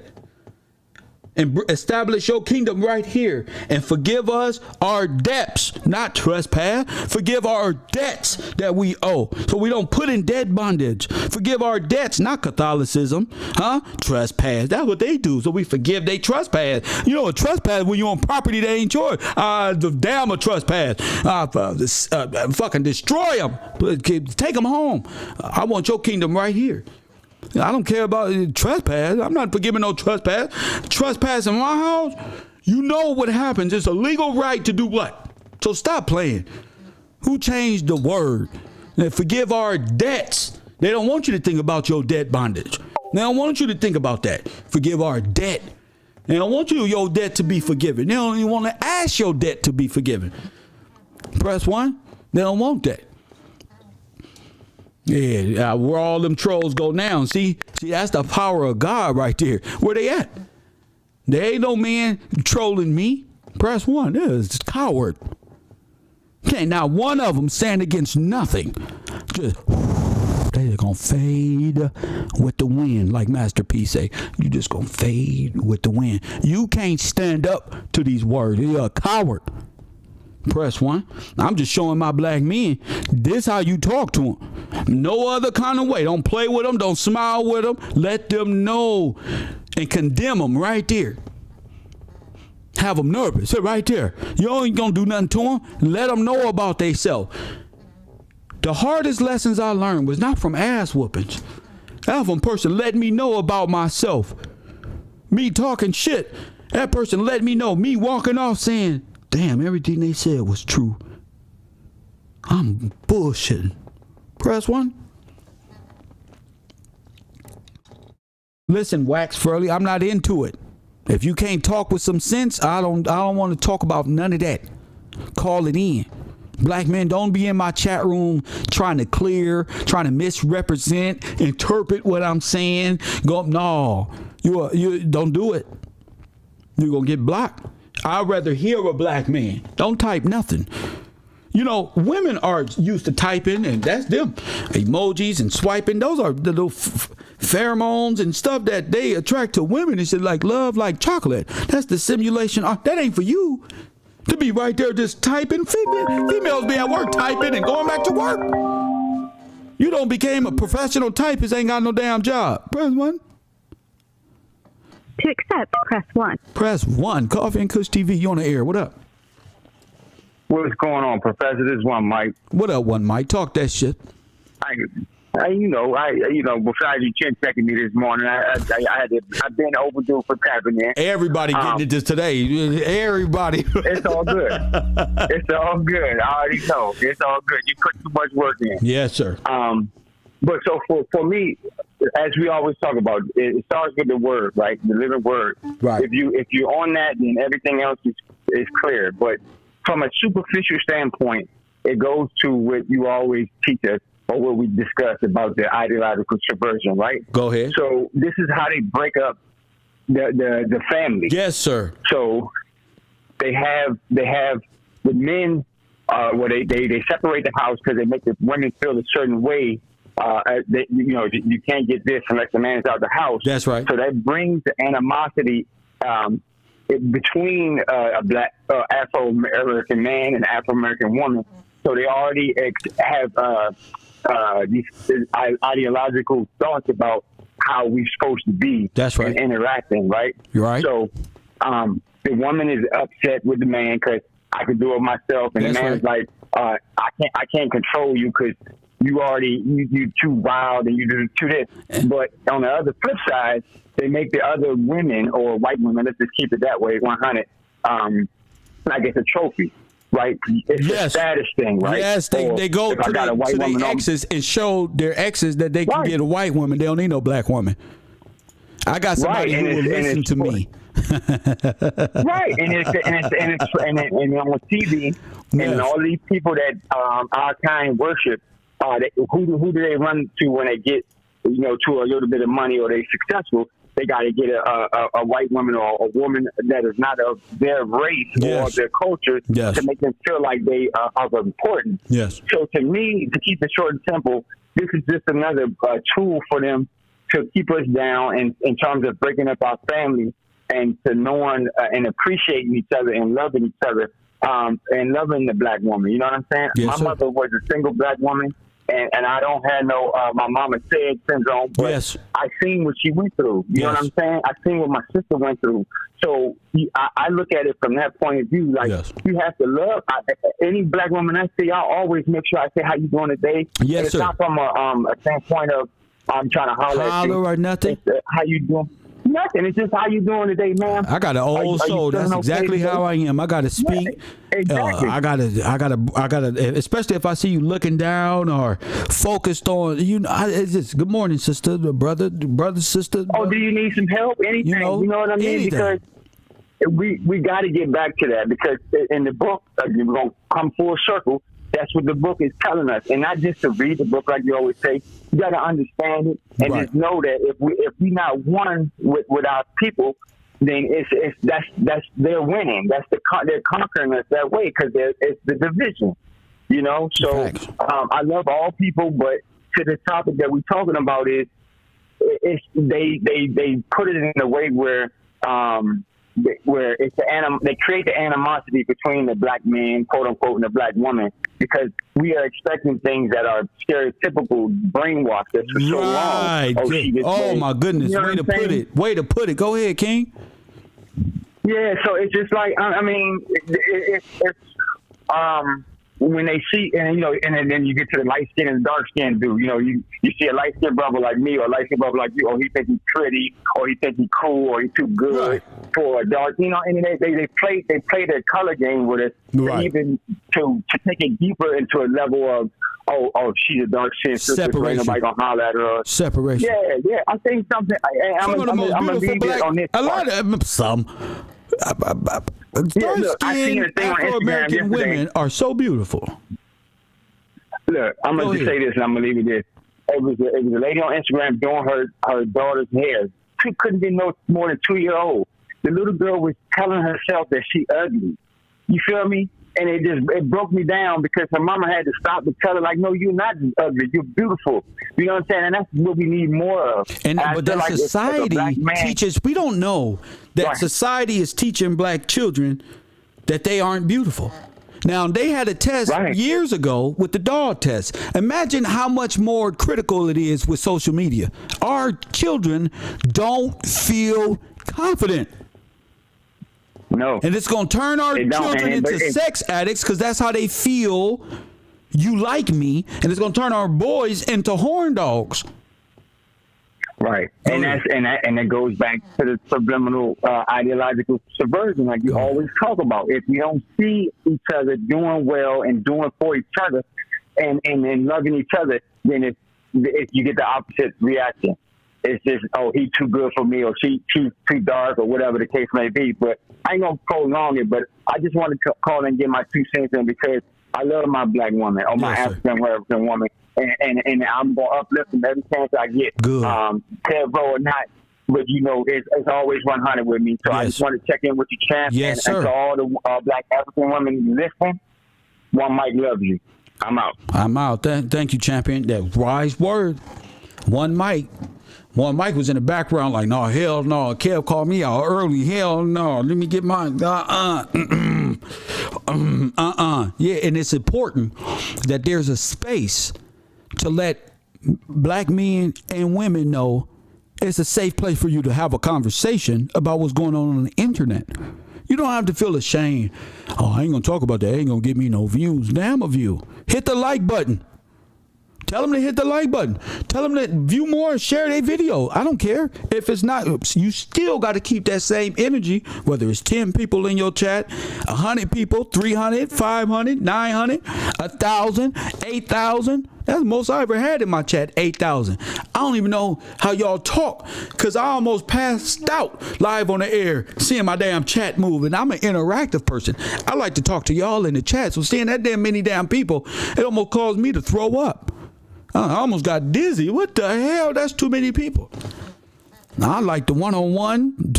I take 50 in the class. Shout out to my man Mike. Todd in the building. What's up with you, Amanda? Thank you for that. You want to support the broadcast? Go to Cash App. My cash tag is Gills Gang.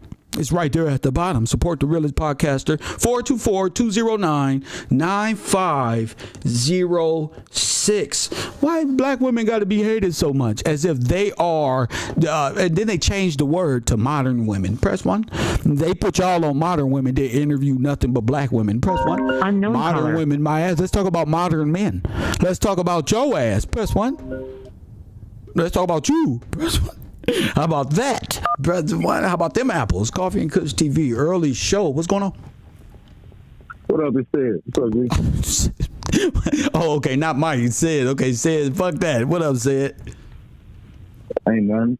Shout out to one Mike, though, man. He said some good stuff, man. He said something that I wanted to say, but it took a little bit too long to call in. Don't worry about it. Say it again. Said, yeah, man. A lot of these dudes, they use women as trophy pieces, man. As what? They as trophy pieces. Go ahead. Instead of looking for a woman that can add value to their life, or be somebody that can help them, they just want somebody to make them look better. To make them look better. And that's what the women want today, too. So y'all both dating each other to make each other look better. That ain't going to work. Yeah, Yeah, a lot of these niggas too pretty. Say it again. They too pretty. A lot of these niggas too pretty. A lot of these niggas is too pretty. They too pretty. Yes. Yeah. The Bible says, any man that find a wife find a good thing. So we not looking for no girlfriend. You looking for a wife, bro. You looking for somebody that can help you grow. Say that again. What the Bible say? What? Say you look when a man finds a wife, he finds a good thing.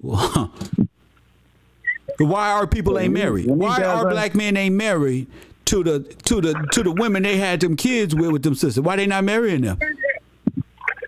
Because they scared of commitment. Come on now. They sitting back listening to rap music.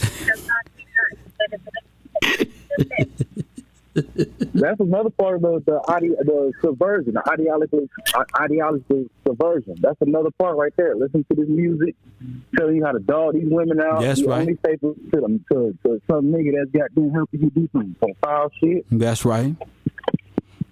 And the music only consists of raping black women. Let's take them to the alley, and then we got some girls coming over, see, and they're gonna pop these pills right here, and then we gonna take them. What Rick Ross say? It gave her ass a Molly, and she ain't even know it. I took it home and enjoyed that. Yep. She ain't even know it. And Money Man say you gonna fuck around and get your girl abducted. He gonna fuck around. He said what? He said you gonna fuck around and get your girl abducted. Good. That's what we want to hear. More sex traffickers from cryptocurrency, Money Man. Good job. What you say? That's how you gonna fuck around. Who comes up with this? Tupac would have never said no shit like that. Somebody, that's how they make their money. Cause you ain't getting that's right. They using cryptocurrency to funnel for black sex trade, snatching black women up, huh? They admitted it in their music, and that's legal. That's legal. No, it ain't legal. Charleston White said they used to rape white women. They took him off the air. He had to come back a whole new persona. You understand me? He said we used to rape white women, and they took him off the air the next day. Hey, his channel gone. And he said, you got to come back and do something else. See, they don't allow you to direct attention at, they be bouncing around, got white girls and sucking bucking and doing this one and doing. They don't want to hear that shit. They want to hear what you do to her. They want the Snoop Dogg. They want a collar around her neck and walk her into the Grammys, into the Soul Train Awards like they dogs. Press 1. This is what mind control does, brother. Yeah. That's why I stopped listening to all that stuff, man. I barely even listen to music no more, man. It's just too much. Especially once you can see what these people what they really Biggie talking about. Smalls said, I will rape your daughter and rape the baby too. Yep. I couldn't rap that. That can't come out my soul, G. Nah, me neither. That can't even come out my. I couldn't even write that on a piece of paper. I got daughters. See, but Biggie Smalls has 666 clothing line, so it lets you know the god of the East Coast rap is a Satan worshiper. Yes, that's the music. Yeah, a lot of these dudes, they don't even know how to make a woman feel safe. All they want to have is sex, or they want to get their money from them. So they ain't got to work, get a woman to drive you around because you can't drive. You ain't got no car. They just using people. They just using women. Every chance they get. Yeah, instead of trying to provide something else to her life besides your fucking dick. Right. Oh, I like the way she do this one. Well, all women, even fat women with Down syndrome can do that too. What the fuck does that mean? What the fuck does that mean? That's not the lead. And I don't care about letting you know what my girl can do. That's gonna make you wanna try it with I respect myself and the woman I'm with too much. See, niggas don't want to be married because they don't want to have to defend their wives. I'm getting this shit. I'm getting it.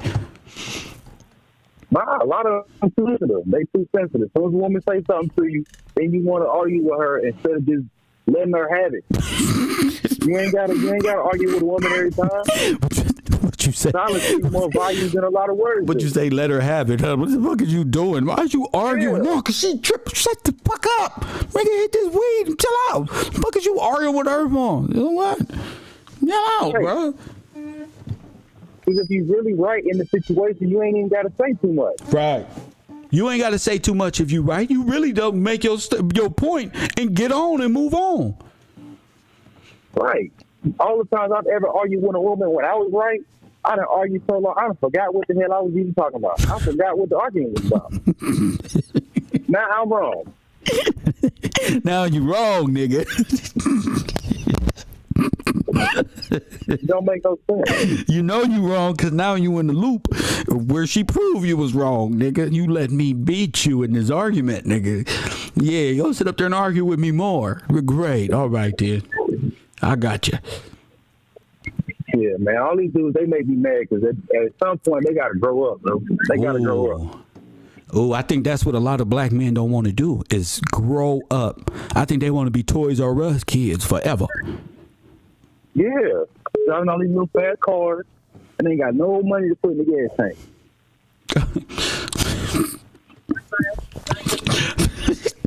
Driving, we just got a Hellcat and ain't got the money to fill her up, huh? Especially not now when you got to put premium gas in it. It's so hot, man. You need a girl to put gas in your car for you. Because you're not working for it. You ain't doing nothing for it. You out here looking pretty. Baby, give me $15 if I put gas right around, look pretty. Yep, got a little purse with a little pistol in it and no money.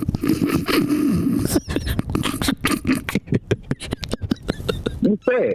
It's sad. Hold on. You said he got a little pistol in the purse and no money in there. No, ain't got no money in the purse. So he riding around looking for trouble or trouble to find him. Just looking around, looking in cars and shit. And so when he shoot or somebody shoot, then First 48 come and said, ma'am, this car was seen on 100 and something because they replaying the tape of the little dumb nigga who you let borrow the car. And they find your address. Press one, then she gonna turn you in. Yep. She can't lose her job for you. Because you don't want to get a job. Now, if you was a good man and you had to pull a move like that, ain't your wife gonna lie a little bit? Yeah. Yeah, if you a good man, your wife don't. He wouldn't do that to. Not him. I'm the type. I ain't even gonna involve her. But I'm saying in some of those crimes that lead back to vehicles and shit, women are involved. They know what they niggas be up to. But it's a difference between your wife and some random girlfriend that you got that don't give a shit. She got 30 niggas waiting. Yeah, a lot of these dudes too. They got the car in their girl name. Are you not involving her? That's her car. That's why driving her car around doing craziness. That's why I don't spend no more than $10,000 on no damn car. Get me my El Camino. I'm fine.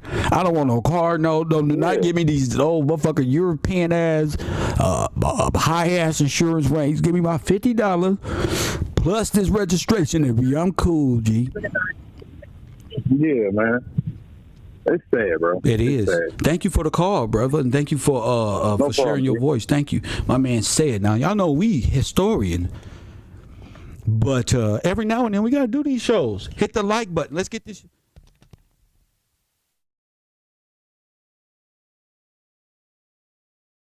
I can't make this shit up.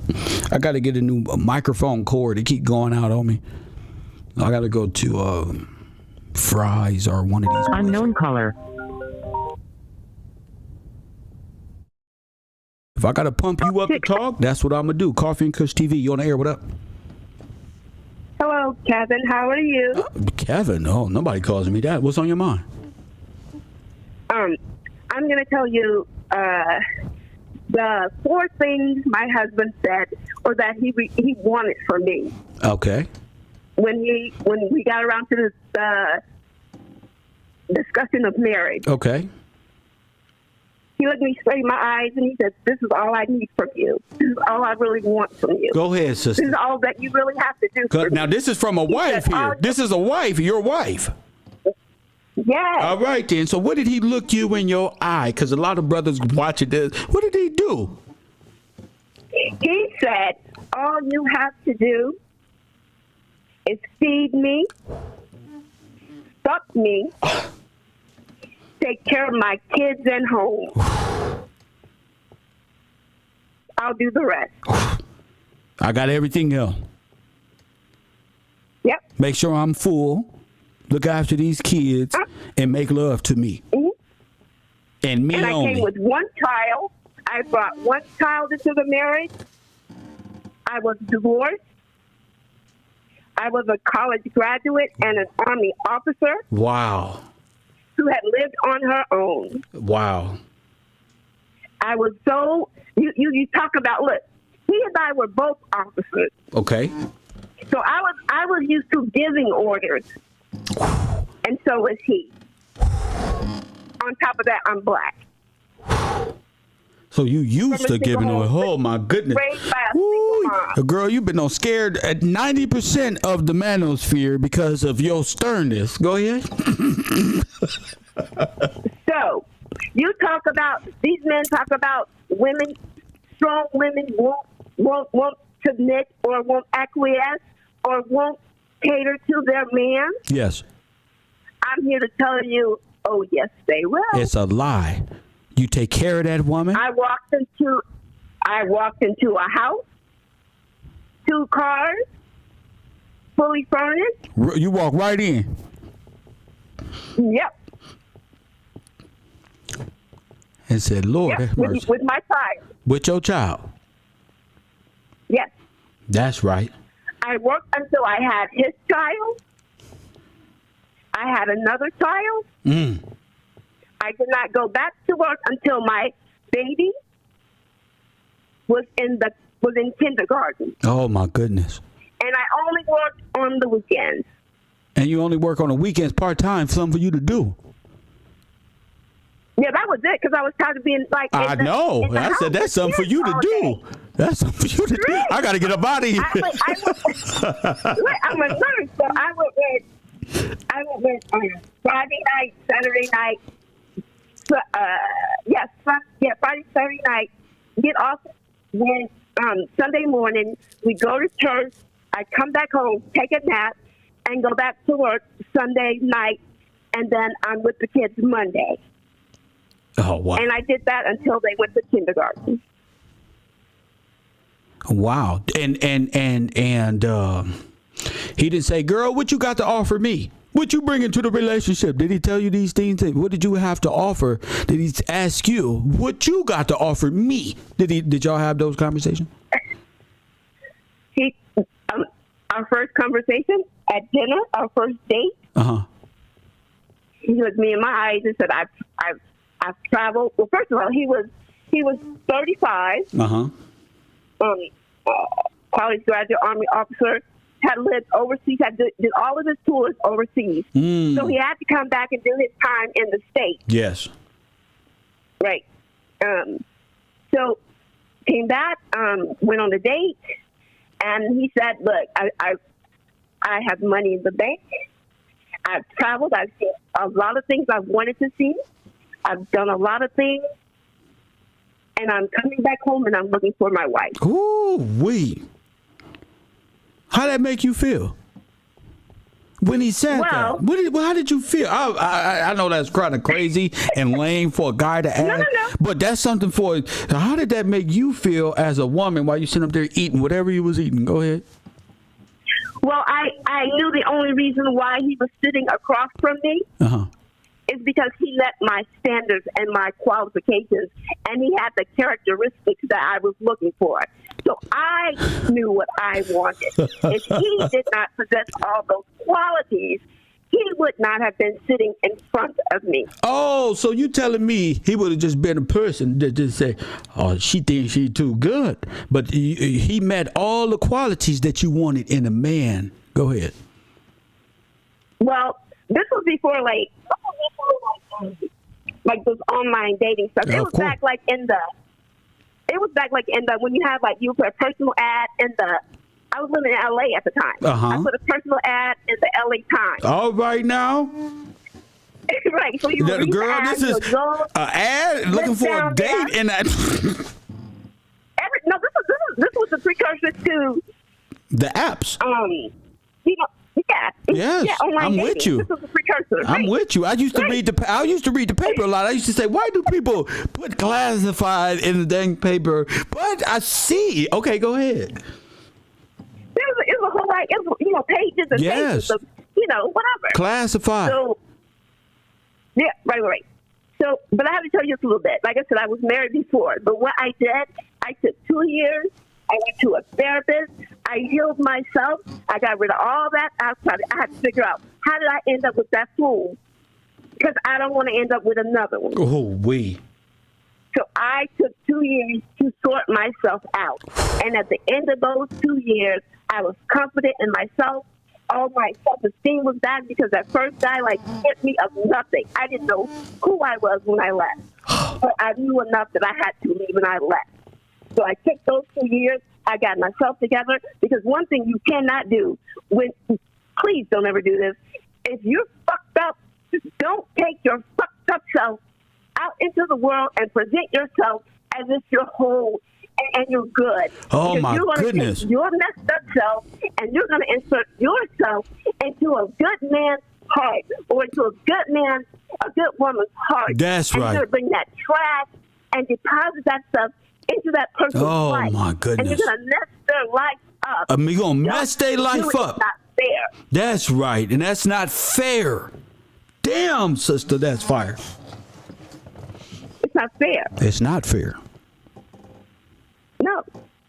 It's not fair to that person. It's not fair to the children. To the You might children? bring into that marriage. Yes. You have the potential of messing up generations Oh, my goodness. if you don't sort yourself out. Oh, my goodness.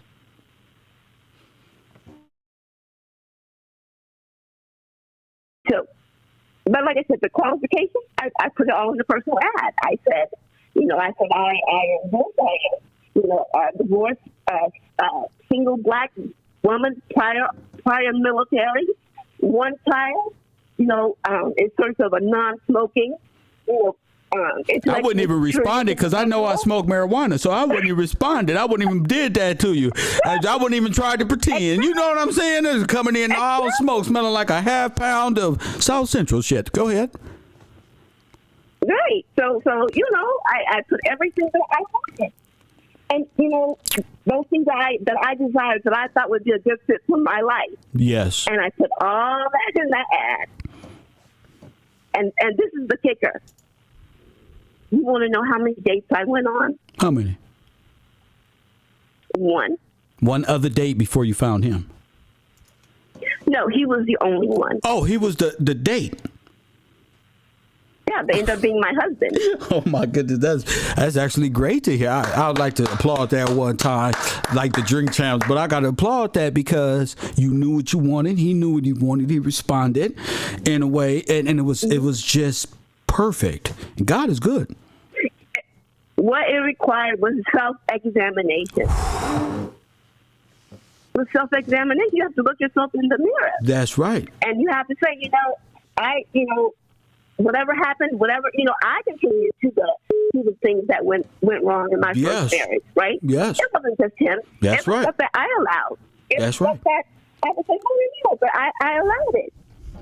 But thank God, the stuff that my God that I know is in me because of him, because my God loves me. That's right. Those things that I knew about myself that were true, and then those things that I learned about myself through the observation and the words spoken to me by my mother and by my aunts and everybody in my family who loved me. I knew I was loved. That's right. I loved myself. And so when I got to the point where I was so broken down, and I said to myself, what are you doing? You're going to allow one person Come on now. to destroy your life. Come on. And I was sitting up here talking about that come to God moment. When it's time, you're going to have this conversation. And what am I doing? Is it me? And God going to walk you right into that blessing. He's going to remind you. That's right. He's going to remind you that I sacrificed for you. I laid my life down for you. None of your hands above you. Who are you? Why are you humbling yourself down to this person who is mistreating you? He does not deserve that. He has not sustained you. He did not give you life. He's not the person who has tell you to pull the post when everything was wrong, when your mama didn't have no money, when nobody had no money, but somehow whatever you needed, when you needed, it shows up. That's right. It's because of me. And how dare you? You know the truth. It's different for those who don't know that. But when you know the truth, yes, and you have to make that decision of, am I going to live my life in truth, or am I going to live my life in a lie? That's right. Deception. And who I was, the kind of person that I am, and the character that I have, that I have gained from living life, through all of my downs, ups and downs, whatever. At that point in time, when that man asked me to do something to myself, I was like, I was there and I said, oh, so that's something with the devil right there behind those very dark eyes, and you're asking me to do something and you don't have any right to do. And I politely turned around, removed myself from that situation, and I was out of that house, out of that man's way within a month. And the divorce papers were on the way. And it's the realness in You these gotta love conversations. yourself. Yeah, you do. I went through a depressive state, and it was like, whoa, how did I allow myself to get this low? You know, and self-evaluation, and talking to God, and praying, and disciplining myself, and accepting responsibility for me as well. You know, and changing within. And that's how I knew I was worthy. I was worthy. That's right. I was worthy of that man that came to my door and took me to dinner and said, this is all that I'm asking of you. This is all that I want, and this is what I can give to you and add to your life. He didn't ask me to add anything to his life. He said, I can add this to your life. Oh, it's a blessing, and he who finds his wife finds a good thing. Now, a lot of brothers, again, do you have any tips for brothers who feel like women ain't good enough, or they don't want no average man, or they feel superiority, all these small relationship issues that social media is kind of creating, and it's causing a lot of males to have confidence issues, relationship issues, dating issues. And well, that's the problem. Their confidence. They are trying to gain their confidence, and that it's being measured from something that's outside of themselves, right? Yes. If something outside of yourself can determine your value, then people always put stuff in your face. They're like, no, you're not worthy. You're not worth it. You're not this. You're not that. Because they're telling you what your value is. If you value yourself, and you want to add to a person's life, right? Yes. So that you set yourself up so that however you present yourself, it is something to add to a woman's life. My goodness. A woman does not want a burden of a goddamn man. Talk to me, Queen. When you talking to me and to people. I love this. No, we don't. Now, to add value is not necessarily how much you bring home. Because the way things are set up in this country now, the woman is going to bring more home, right? Good, yeah. 9 times out of 10. So whatever you have to bring, make sure it's going to be something. It's going to be worthy. It's going to be something that will sustain your household. Right, and from the beginning, it might not be your paycheck, right? But you come in with something. Yes. You come with something. Because when you show up at a woman's place, and you ain't got one goddamn penny to your name, and you got a smooth one to get in there, she really doesn't want you. She don't know what it is. She won't respect you. Come on. She won't respect you. This is what we need. We need women like yourself who are married to give us tips like this, because this red pill manosphere thing has really messed up my dating life. And I'm asking women on the first date, what you bring to the table? That shouldn't be what I'm asking. I should been worked on myself. This is a hypothetical, Queen, but I'm saying I've been working on myself for 3 years now, and I think, yeah, there's a lot of undercover and hidden things in our lives that we gotta get out. Especially if you've been in past relationships, you can't just jump out of one and then end up in another one and take that complete baggage. Then that person doing the same thing. Now both of y'all is in a no-win situation. And one more thing I heard you say was y'all went to church. Yeah, that don't get no play nowadays. So what I'm saying is, could you tell us just a little bit? I don't know what you got to do, but how going to church set some type of foundation in you and your husband's life? Well, I did ask him, those first, couple of days or so, we did get around to talk about those things because I was at the age where, I'm not dating a fuck. I'm dating to mate. Yes. That's what I was dating for. Yes. So one of those things in the conversation was about his faith, about God, and his walk of faith.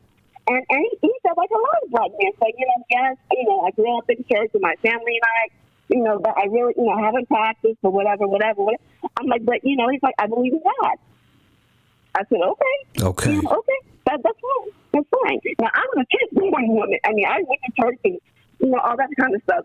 And to show, if he had really pushed it and said, no, I don't want to go, but I do have, I do believe in God. And I had to learn this from church, from older women that I went to church with, because my choir director, her husband never went to church. Okay. Never. Okay. That was not a problem for her in her marriage, because her man knew God. That's right. And what a lot of women need to understand is that your man or your husband might not be in church, but we as women, or we man or woman, as the person who has the faith, then we are to live our life and show him what faith looks like. That's right. And vice versa. If your woman know God and stay at home a little bit, you have to exercise God to her. You live your life in such a way that then it will. I mean, I don't know if it ever will, but there'll be the thing it's like, gonna okay, show. well, I see you have no problems this way, and how do you handle that? Facts. It provides you an opportunity to share your faith. That's with right. Your mate. That's right. That's right. Don't pressure them. And don't judge them, and don't stress your relationship out over something you can express. No. It's one thing to talk about God, but to express and show, how merciful your God is and how peaceful you are at times, and you got to express that. Next thing you know, they getting dressed. Where you going? I'm going to that place you get this energy from. Right. No, man, go ahead. Yes. But he did. He would come to church, and and he sang the choir, the men in the group and all that kind of stuff. And he was not a very he was somewhat of a little bit of a loner. I mean, he's kind of a little nerdy, geeky guy, stuff, and he's an accountant. Yeah. We say a nerdy, solo bolo to himself, an introvert. Exactly. Just the way I like them. Yes, right. The most powerful men and most successful men is introverts. They stay solo bolo, always thinking. Always. Only thing we need you for, could you cook? You make some grits. Come on, because I need somebody to put me on my back when I'm stressed out with this thinking I'm doing. Go ahead. Yeah, that's part of that four plan, that four points that he wanted in a way. So I took care of that. It's the 4-point inspection. Right. I was okay with that, cooking his food. Although actually he likes to cook. I mean, he was the cook, so he would cook. I didn't have to cook. I'm like dinner and stuff, but I cook for children. Yeah. But I would just say that in terms of like women. I mean, that's how I raised my daughter. I said, don't you overlook that little guy over there sitting in the corner. Maybe his shoes and socks don't match his belt. That's right. And he might not have like the freshest haircut. Come on now. He tells you something. That little one you overlooking over there, he's going to be the one that's going to hire all these knuckleheads. That's right. That was me, sister. I was the one with the off polo green shoes. My dad always bought me weird shit. Like, why did you buy the cool people wear this day on? That's too much money. So I had to adjust and learn, be okay with what you got. Your parents don't understand. I grew into that, So don't be ashamed of the person sitting over there with slouchy church shoes. He going his way. That's where he going. Don't make fun of him. There's one last thing I'm going to go. I mean, this is for all the men out there and the women too. I don't know. You probably heard it before. But, you late bloomers, both men and women, take your time. Because when that man showed up at my door, and we had to go to some outing, he showed up. And I was like, I was like, okay, I got some money, but it ain't looking like it. So anyway, because he's like, look, I've had these belt shoes for like 10 years. I'm like, okay, that's good. I mean, he was really proud of his 10-year-old belt shoes. He's like, I had these for 10 years and they still good. What you tripping on?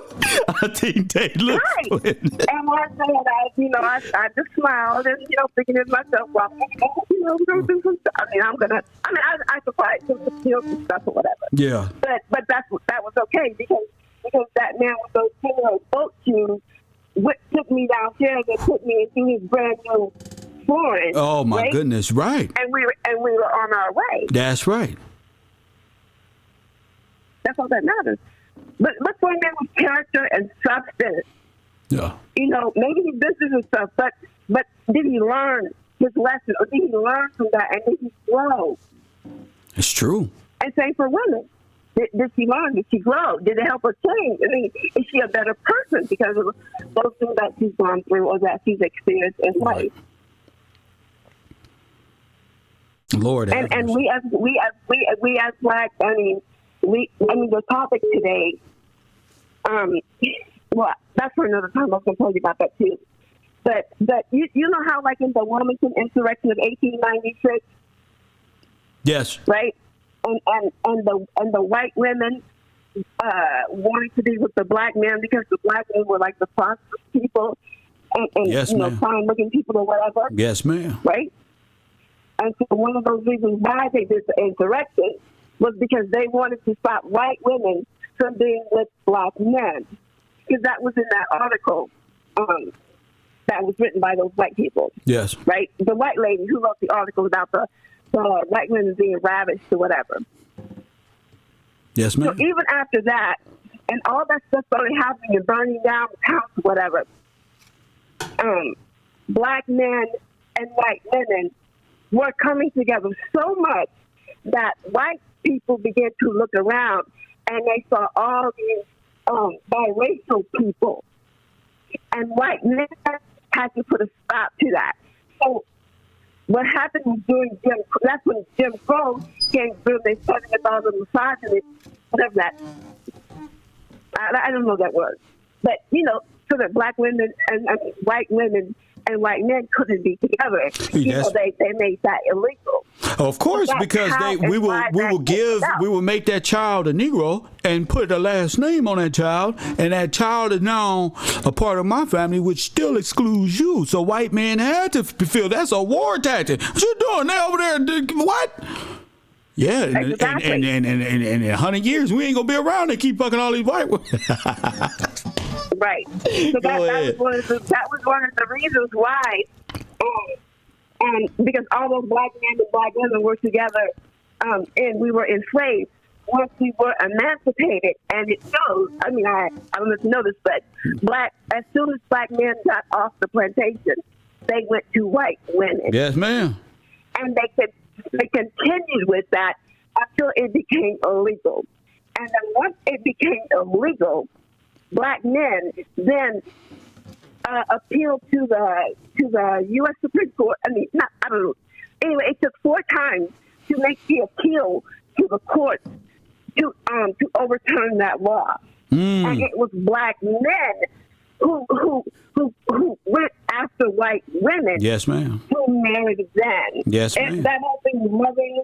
It was not Victor. It was not the woman in that relationship that was seeking to marry white men. It was a white man. I know exactly her. what you mean. Right.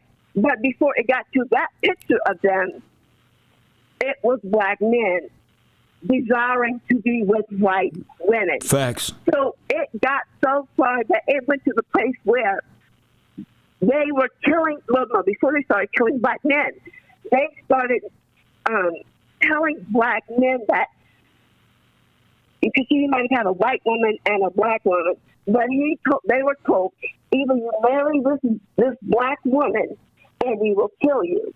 And they began to leave those white women alone. Mm-hmm. That's the history of it. Oh my goodness. Oh my goodness. So you took this back to 1896. You know, that's where we dwelled in the history class. Lord have mercy. Listen, not too many women can talk about 1896 and no damn insurrection, I tell you that. You feel me? You can't talk about, let me tell you something. You can't talk about none of this. Ain't nothing for me to do with you. I don't like rap. I don't like talking about the same shit I've been talking about. I talk about history and how to heal us and God and hardworking man, staying positive first. You know, the good shit that come with being a black man. All this other stuff, I don't know too much about. I'm out. Yep. And one last thing I'm going to say. Of course. This is going to be it. You got it. There has been a myth circulating amongst black people. What's that? That welfare took the black man out of the home. Go ahead. That's not true. Tell me the truth, sister. If you read the Monahan report, you read through the whole report or whatever, and it will show that, again, it was black men running out, walking away from the family. Same thing they doing now. Yeah, and the thing about it is that, you know how this thing of we would say, oh, yeah, this is, Papa's got a family on this block, but around the corner he's got another family. Facts. But how that happened was that black women were not allowed to divorce. Oh, my goodness. So we couldn't get a divorce. So when the man walked away, we were still married. You were still married. And he would not pay the money to divorce the wife. Oh, so they just kept you there. He just kept the women there. Oh, my goodness. Okay. But he would abandon his first family. Got you. And start another family. So that was happening a lot. Because you know that like welfare wasn't not instituted it wasn't made for black people. It was made for white people. You're absolutely right. You're absolutely right. Especially early 1900. You're absolutely right. Go ahead. And then up until like after the war, after they would have lose their husbands in war or whatever. That's right. And so they would they had to sustain the white women and the white children. So as black men continue to walk away from their families and to continue to bastardize their children, because they wouldn't marry any woman that he went to, so he created all these bastards, right? So the black man out there just creating bastard children all over the place, just like today. Just like now. Go ahead. Just like now, right? Mm-hmm. So the government has. We can't blame the white man for kicking you. I know sisters on welfare that keep the brother in the house. They don't give two shits. So you're right. We got to stop putting and exerting the blame outside of ourselves and start looking at the issues that got us here dealing with us, not outside and what they did to us. Let's change our thought process and have discussions based on how we can. That way we know what to do to repair. Correct? We gotta be honest though. That whole lie has to stop. That's right. Stop saying that. Go read the article. Go Google it. Read it for yourself and begin to speak the truth to your guy friends and your buddies or whatever. Go tell the fucking truth. And when the government had to come in and assist these black women raising these bastardized children that you left behind. Come on. They had to come because because we had to feed them. That's we right. had to raise them. That's right. When you walked away from your responsibility, you put it in our hands. That's right. And then you further drove the whole thing of, I gotta stay strong. I gotta raise these kids. That's right. I'm gonna be something. I'm done because I cannot sit here and look and be pretty and feminine because I'm here by myself. That's right. So black men have to stop blaming our communities are like this because of the single mom. You raise these people. Did you lay down with her? You didn't marry him and raise her and raise them kids up properly. Go ahead, Queen. Instead, it needs to, the restraint needs to go from the single mom to the abandoned father. That's right. You abandon your child. That's right. It didn't look back. Boys and girls need fathers. Come on. If you don't get married, you should be married. But if you choose not to be married, that's fine. But make sure your ass is somewhere around within a 10-mile radius of that child so you can pick his ass up and take him to school. Talk it, sister. Or you can take him to soccer practice. If you think the man is incompetent or is incapable of raising your child in a healthy household, take your ass to court and get custody of your child. Oh, my goodness. That's what my father did. That judge, look at my father. My father tell me to this day, you know how hard it is for a black man to get custody of his kids in the time that he grew up in? Man, please. My dad proved to me at a very young age, we had these discussions. Boy, now I really know how hard, but how easy it is. See, you got to be about your business and your work, and you can't be a liar. Go ahead, sister. And that's why you got to do something to the. You got to bring something to the table to the household. That's right. You have to. That woman might be able to make more money than you. That's right. And that's fine. That's but guess right. What? You cutting the grass. you washing the clothes. You picking them up after school and walking them home. Come on, sister. Right? Come on. Don't think that men can't nurture little children. They can. All a child needs is to know that you are devoted to him or to her. Right. And that love you give that child, they will feel that, and they will love you right back. That's right. And that kind of love will even motivate you to look around and say, let me do something else so I can do more for my child. Do more. I don't understand men who don't want to be responsible. If you don't want to be responsible, you got everybody wants to talk about women and their reproductive capabilities or capabilities. That's right. Okay, I got three choices for you Negroes. Okay, abstinence. Okay, you're not gonna do that. Condoms. You might do that. Yeah, they might. And you should do that. Yep. The best thing you can do when you turn 18, go have a vasectomy. Why? Why you did that? Go have a vasectomy.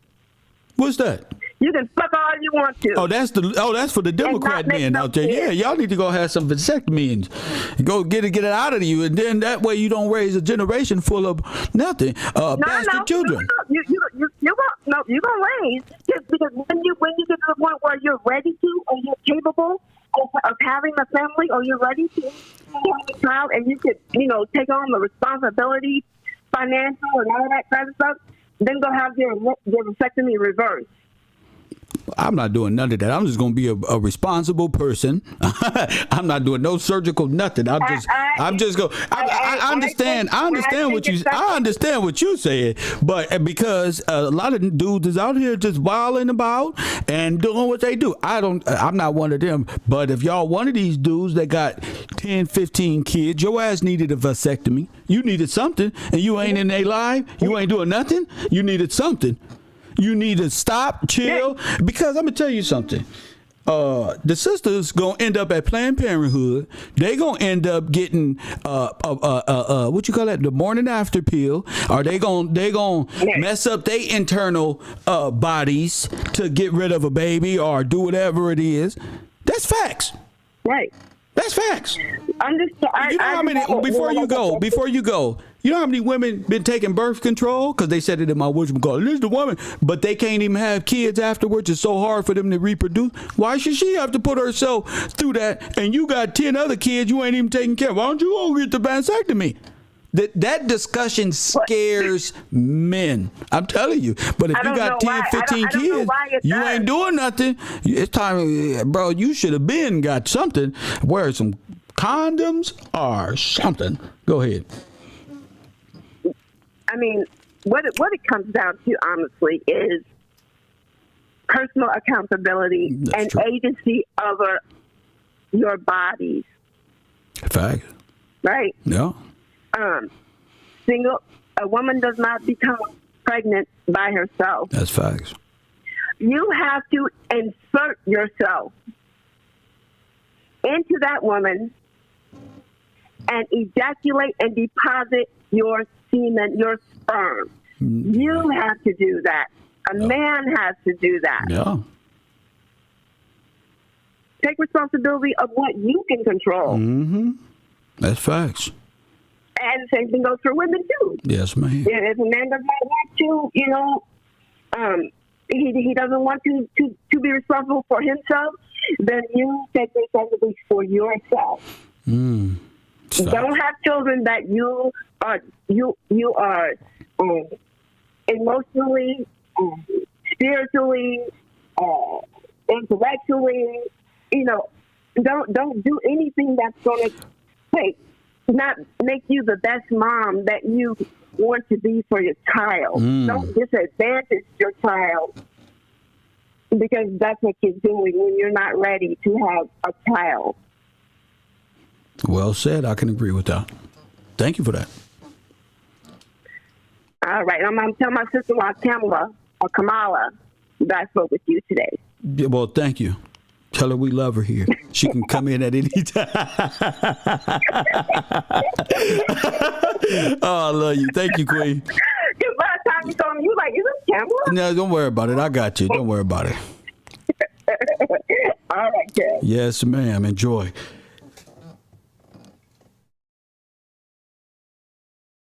Coffee and Kush too. This world is crazy, family. I think she has some excellent points.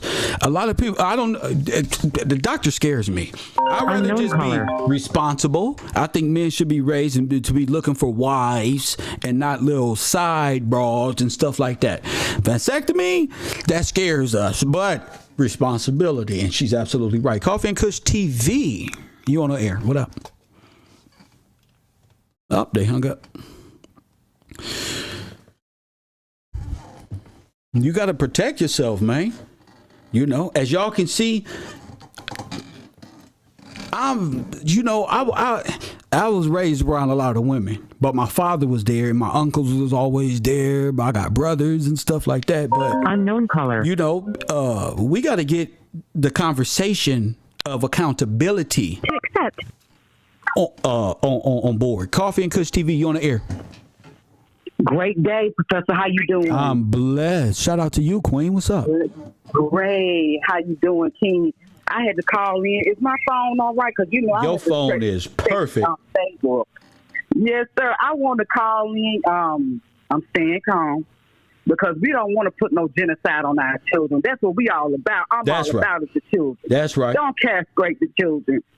And I'm calling because not castrate I know the children. Right We ain't castrate no children around here. Come on, check it. Right. Don't do the men.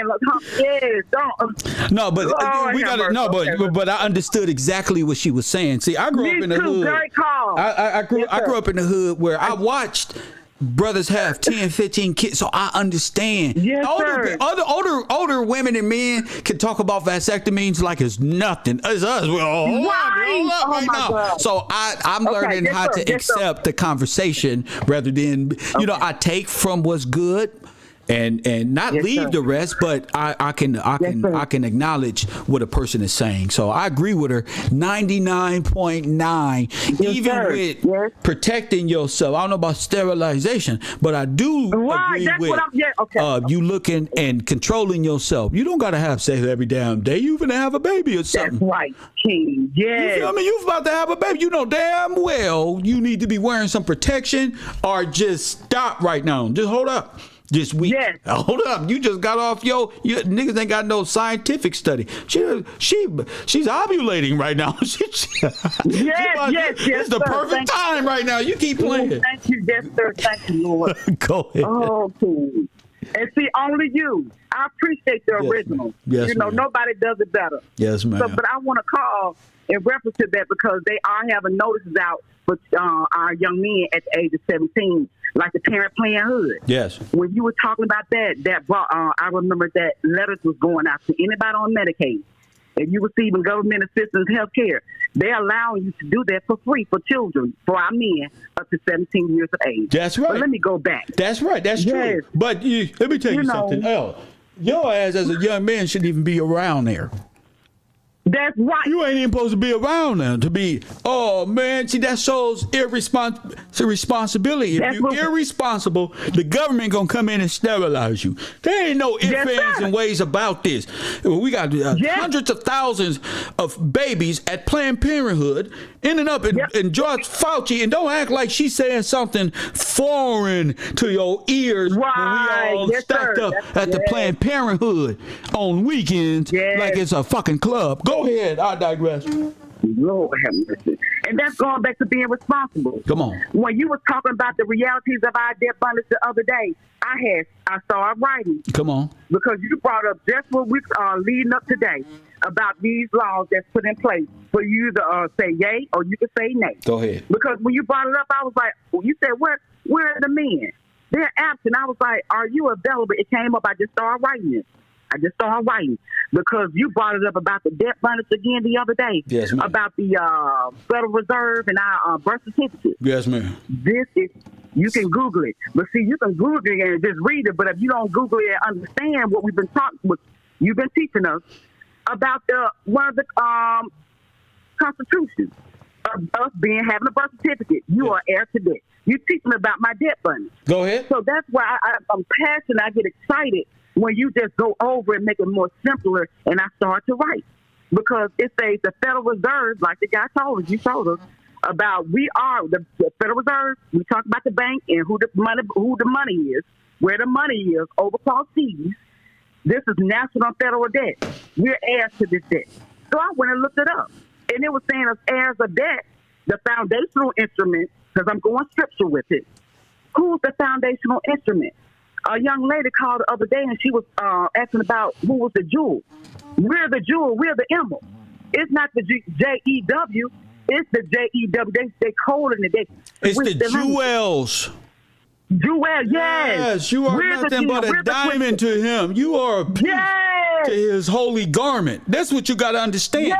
You're talking about jewels. I'm talking about the jewels, the jewelry of God himself. Woo. Y'all don't overstep y'all boundaries. Talk that good shit on this internet. Come on.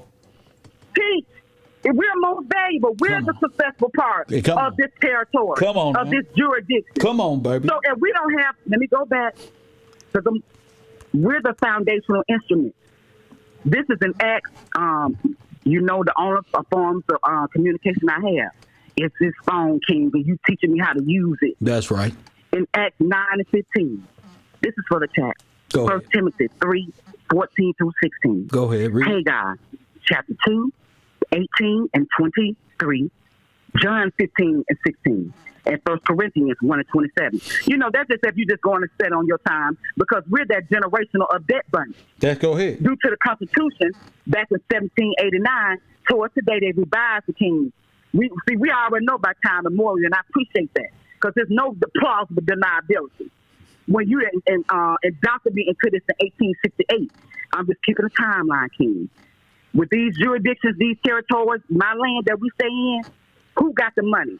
I want to put it in the resume, King, to be the Secretary of State of the road. I gladly accept it. I like you. I like you coming into my office with this type of information. Yes, I will have the report put on your my desk. feet up and your report ponder. on the desk. Thank you, Queen. Yes, sir.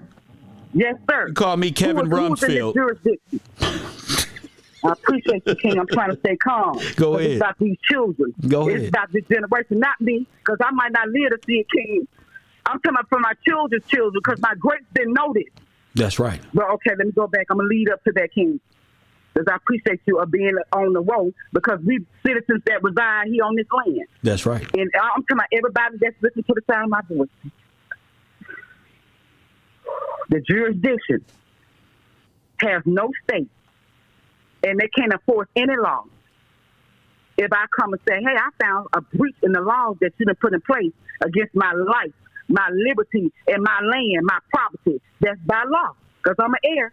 You done made me an heir to that. Yes. But what about my lot? Okay, it says nor shall any state. I'm in this jurisdiction because the Secretary of State got my money. I'm just talking all law. The Secretary of State got my money due to this governor over here. That's right. She has deprived me of my personal life, liberty, and property, sir. That's right. Come on. Due process of law. Come on. She has deprived me from time immemorial. Yes. Okay, because we have found out through these wars. And the rumors of wars, I'll get to that in another setting. Right. I don't want to tear too long. They denied me within my jurisdiction, the state I live in, of my equal protection of these laws being put in place. That's right. Due to the 13th, the 14th, and the 15th. Come on. These constitutions of slavery, because you done made me an involuntary servitude. That's because right. I was here. I ain't got to say the Pledge of Allegiance. That's right. I don't want to say the Pledge of Allegiance of nothing. Yes. Go ahead. To slavery? Yes, of nothing. Go ahead. Yes, sir. And that's the 13th to 14th, because they're playing around with it. That's right. So when I had looked into it, I was like, okay, you were talking about manifesting destiny. Yeah. Okay, I'm going scripture in a minute. But see, they using their manifest destiny to cause me to be enslaved through fear. That's right. So they said, the Red Cross told me they're going to protect me and they're going to heal me. You ain't got to be in fear. I got you. I got you somewhere to live. I got Medicaid. I can get some food stamps. And we passing out these checks for you. You know, but you got to pay it back because that's a loan. That's not free money. So to encourage you to take the deal. Go ahead. Yes, sir. You said somebody brought up about the father and the son. Yes. Lord, let's see. When the father and the son walk away from their lot or walk away, when the father walk away and leave these children in the neighborhood. Come on, just like the last caller said. Go ahead. They gave up. They dead in the spirit. That's right. When they give it up, being absent. When you so pretty much dating outside, stop working. You dead. You dead to the air. Yes. Yes, ma'am. You don't block your own kingdom. God told you to don't do it. Yes. He told you. Don't do it. Right there. Do not bite that apple. Do not go off into that world there. And I told you, don't do it. Go ahead. Lord. That's why I walk with fear and trembling. Yes, I don't do what they do. I don't feel what they feel. But when you walk away, when the father walk away and leave his son, the son walk away and leaving his children, they're giving up the ghost. Come on now. You know I get in Lamentations 1:19 for the chat. He said he sought to relieve him of his soul because of the meat. Okay, Esau. When you walking away and you giving up your birthright and you sign a certificate for debt, for the meat. Wait a minute, we got to go back and claim it because we absent right now. That's right. We done gave it up. Reclassify through your sexual impurity. Yes. Uncleanness. Come on, uncleanness. Come on, Queen. He was talking about the apprehension contract. It's a contract that you know how they say going back to we supposed to be The Red Cross is protecting me. They said, we got you, the military protecting us, and we ain't got to live in fear. We got all this good stuff, right, King? Yes, ma'am. That law, that contract that was made when you walk away, I'm leaving this all over. When you walk away, it's the agreement where one party that has power, the other power settles because of the term of the contract. Oh, like a student loan. I done got all these loans. I can't pay it back. Credit card, payday loan. And the last that came up was life insurance. That's right. I was about to call you. It was about 10-something at night. I said, no, I'm going to wait. And I thank you for the time, sir, because I'm going to claim the time, sir. Go ahead. Life insurance. I said, life insurance. I went back. I said, wait a minute. It brought me back to the Red Cross doing after the First War, when we these wars, you see, the early 1900s, they changed it. You know, when they was going to war, they had the dog tags. Now, on dog tags, all they had on the dog tag. Tell them. Was your name, your next of kin. That's right. And the address. Come on now. But now, for the Second War, they needed blood, because we know the Red Cross is the blood, the plasma. Come on now. You know, we got one of our black leaders that had that he was playing with the blood. Okay, Lord Henry. After World War II, I'm staying calm because stay calm. This is just an easy conversation. This is you just knocking out plausible deniability, and you giving me more knowledge than I need. Fake. Go ahead. It's not real. It's not even real, y'all. Okay. I'm going to say this. Come on. Help me speak and teach me what to say. Help me speak and teach me what to say. When we was talking about the Red Cross, and we know it's about the blood and plasma and all that, because our leaders have deceived us. They have fallen short, and they, you know, they've been rewarded. But right now, the Second War, they changed it. Going back for the birth certificate when we started signing, because our men was at war, and you know, a lot of them women went to it, because we talking about that 6 million, but it was more than that. We talking about 6 million here, 6 million here, and then 6 million that walked away, King. They cut ties.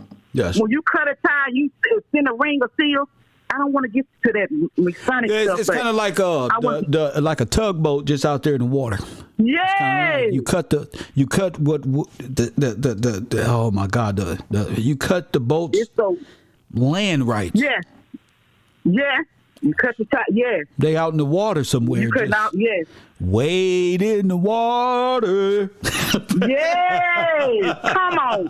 You know how to say it. Come on, Greg. Because I'm connected, sister.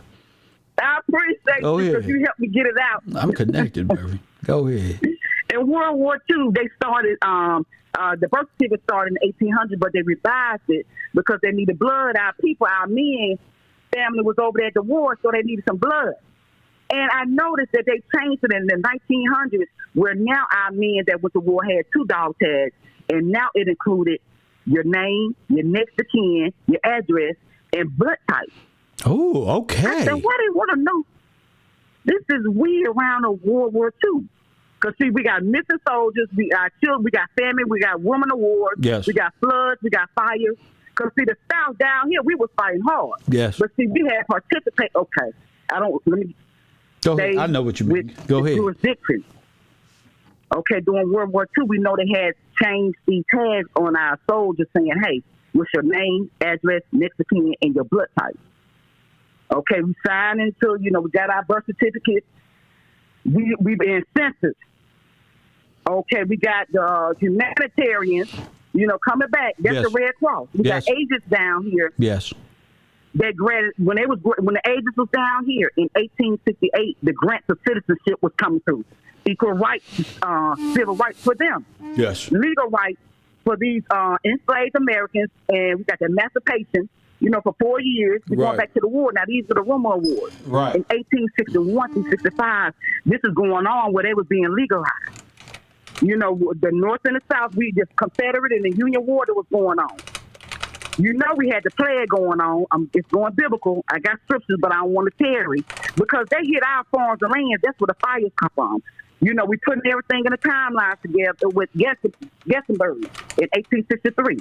Now, when I'm looking at the manifest destiny, we got wars, famine, sickness, PSDT, post-traumatic trauma syndrome, when they were being in prison. Come on. Now, you can claim you crazy or you can go to war. Right. We got old girl hollering with with the Red Cross saying, save a man, save a fleet. And some information I found like, hey, it's women, if we go to war, we go help these men, we'll save a man from, this manifest destiny. Yes. When I'm looking at the approaches in the young republic that came over here with the land deeds, because it was 15, it led me back to New Orleans to Montana. Now, this land was established and it's set all through, Mississippi, all through the west side. We know Kind of like the Louisiana Purchase economic type of development. Yes, sir. I had to draw them there. Yeah. But see, I'm looking at this fake Disney World supernatural thing that got going on with these islands. Because these islands was established during a time when we was here and we was being scattered. Yes. That's why I was like, who's the kingdom? Why the kingdom's over there and they got my money and I live here? That's right. They're here, king. That's right. I found the land deeds. These deals, it was 15 states that was created. Now check this out. Don't even bring it up. Don't even bring it up. Talk to me in the background. Okay, on that. On that. Talk to me in the background. We're going to have a great discussion. But going back to the beneficial effect of being not available. Yes, ma'am. When you give it up, that's the state of mind. If you're not in the right state of mind, you're going to help them manifest That's right. Okay. That's right. So when the brothers is in my chat room talking about, what about the women employment? This is deeper. This is your problem.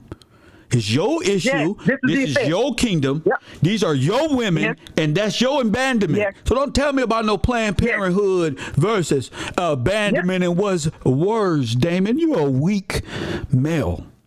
You're weak. You should, if you're African American, you should bleach your skin. You should bleach your skin, get a different type of hair, go over there and cut your eyelids, thin out your damn lips, and move to East Asia some goddamn where. Go ahead, Queen. Yes, sir. Thank you, because it's been hard to smile. Yes, ma'am. This manifest destiny is serious. This system is a fake system. That's right. It's not real. That's right. It's imaginary, modern day. It said when you look up. We're talking the background, but damn, I make this shit look good, girl. Go ahead. God don't sign me up for this. Go ahead. Sir, because see what it is, I thank you. I appreciate you because, when you studying the word of God, yes, it brings out, if you talk about something, I can go to it.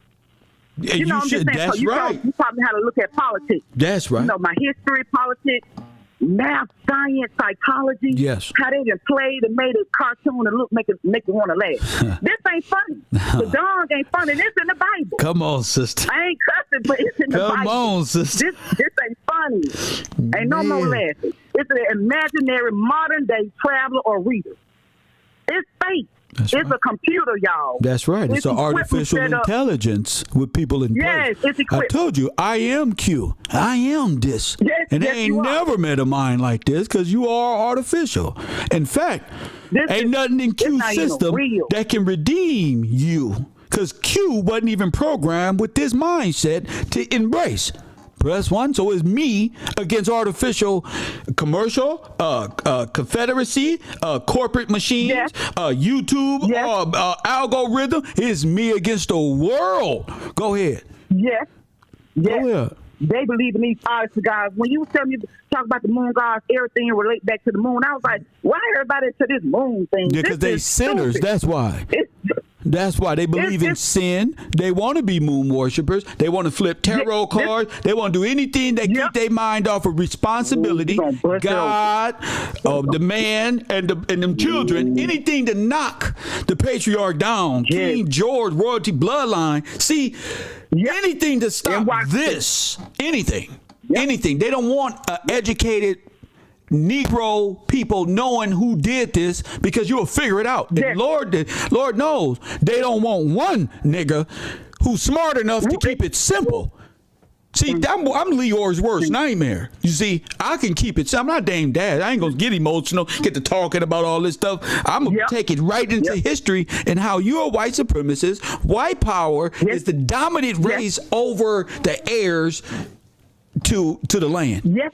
And this illegal Federal Reserve, Swiss bank, IRS are laundering our money through and our heirs through crypto, through their fiat currency back at the I don't know, what's that, Switzerland? I don't know what that shit Yes, is. yes, you sir. know, they were the Dutch Yes. and all the Portuguese and the Spaniards. They meet together, call themselves a G Unit Summit, a G7 or whatever it is, and find out ways how to steal more from us. Go ahead. Yeah, they're still doing the Kings. Because that's what the Red Cross was doing. That's right. During this time and the blood and the money from the That's American right. Yeah, public, American Red it Cross was going on. distributing syphilis, smallpox, killing you off, sterilization, placing the blame on the black man and the black woman when it's really an intercontinental genocide. Federal mandated genocide, and nobody's speaking about it but me. Press 1, the only one who can stand up and lose his life for you and all of you and risk his own self and me. So all you, excuse me, sister, but all you little niggas that got something to say in my chat room that got all these Kev Gills this, you couldn't beat me on my worst day when I'm depressed. On welfare, you couldn't beat me, let alone right now. But go ahead, I digress. I love the King. Yeah, you couldn't beat me. You. Hey, I'm too persistent in truth and honesty and realist. I'm too. God has put something in me. I'm sorry, I'm putting you. So go either get in your feelings or participate in greatness. Thank you. Go ahead. So I love it because see that's that solemn promise. That's you right. led me to that. To because what? You got to have seriousness and you got to be dignified. Now wait. Who? You said that's who? You said that's who? I said that's seriousness. Yes, that's the solemn promise. That's one of those gifts of part of a nobleman. Come on. Okay. Of what? You know how they say Lord. You know, I'm talking about not Lord, but you know that's where the Lordship come from. Yeah. Because it's a certain majestic that noble tag. I'm a noble. You Christ and all I'm a noble. You see, my name is nobility. My attitude is nobility. My name is nobility. How I walk, talk, smoke, look you in your face and tell you the truth is noble. Press 1. So go ahead and hate me. I know why you hate me. Go ahead, Queen. Yes, me too. They said they'd be jealous. Of course. Said, jealousy is fierce at the grave. Come on. Yeah. Come on. When I was looking at that Red Cross, I dove into some of the corporate ships that they're in, how they distribute the money. And, you know, of course, FEMA came up. You know, the JS, let me go back with the children. It's the JSTOR. These are the kids that's in juvenile. Come on. And what they do, they trying to reestablish them back into the land. Now, these are foreign kids now. Yes. We got the Peace Corps, Job Corps, the Head Start, VISTA, VISTA, Upward Bound program. I was in that program when I was in high school. Go ahead. I was looking at these programs, and these are the wars. These are the wars on poverty. Okay, they're using poverty to be like, hey, we're going to help you to keep us oppressed and in debt. This is starting in the 1960s. These acts was put in place where they got money to keep us oppressed. That's right. The reason why I say that because I'm looking up these programs and it all led back to capital I, capital T, capital H, capital A, capital K, capital A. Okay, I'm looking all through this and it led back to a non-profit organization that's not real team. It's an imaginary modern day traveler or reader.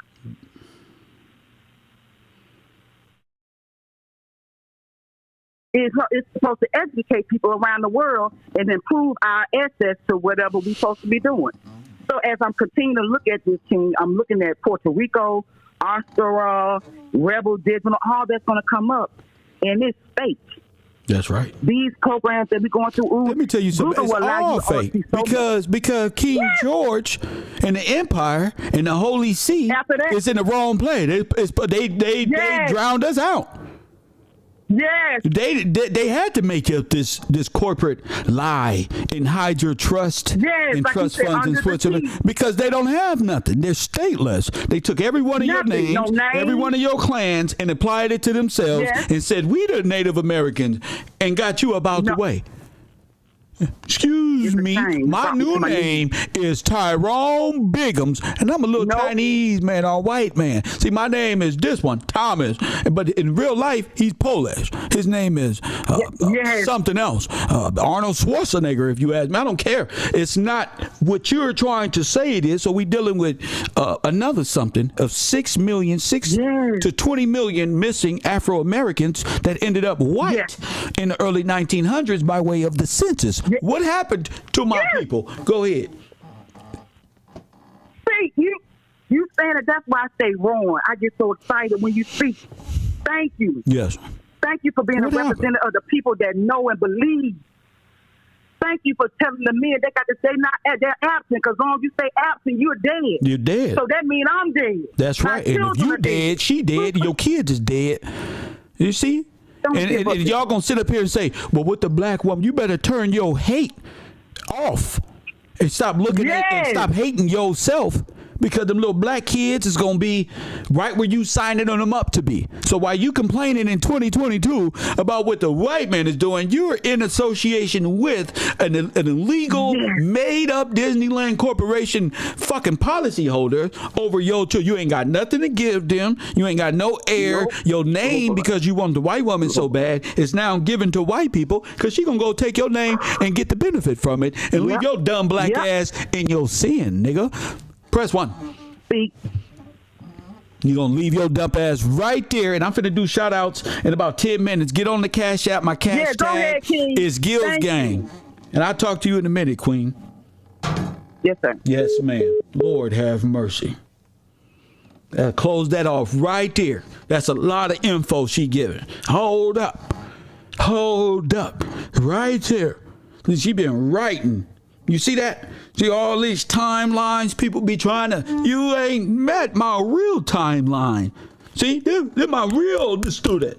You're not asking me what I can do. Kev, did you see this? Oh no, she ain't talking to Kev. She listening to Kev, going out, researching, comparing it to the word, bringing it back, and so it's solidified. So do I want her to give you the answers to my test? Oh no, we gonna seal that up. You do the work, participate in the show, become part of. You're not gonna take this and develop your own show. Unknown caller. You're not gonna take this to Remio and Dan Calloway, are you?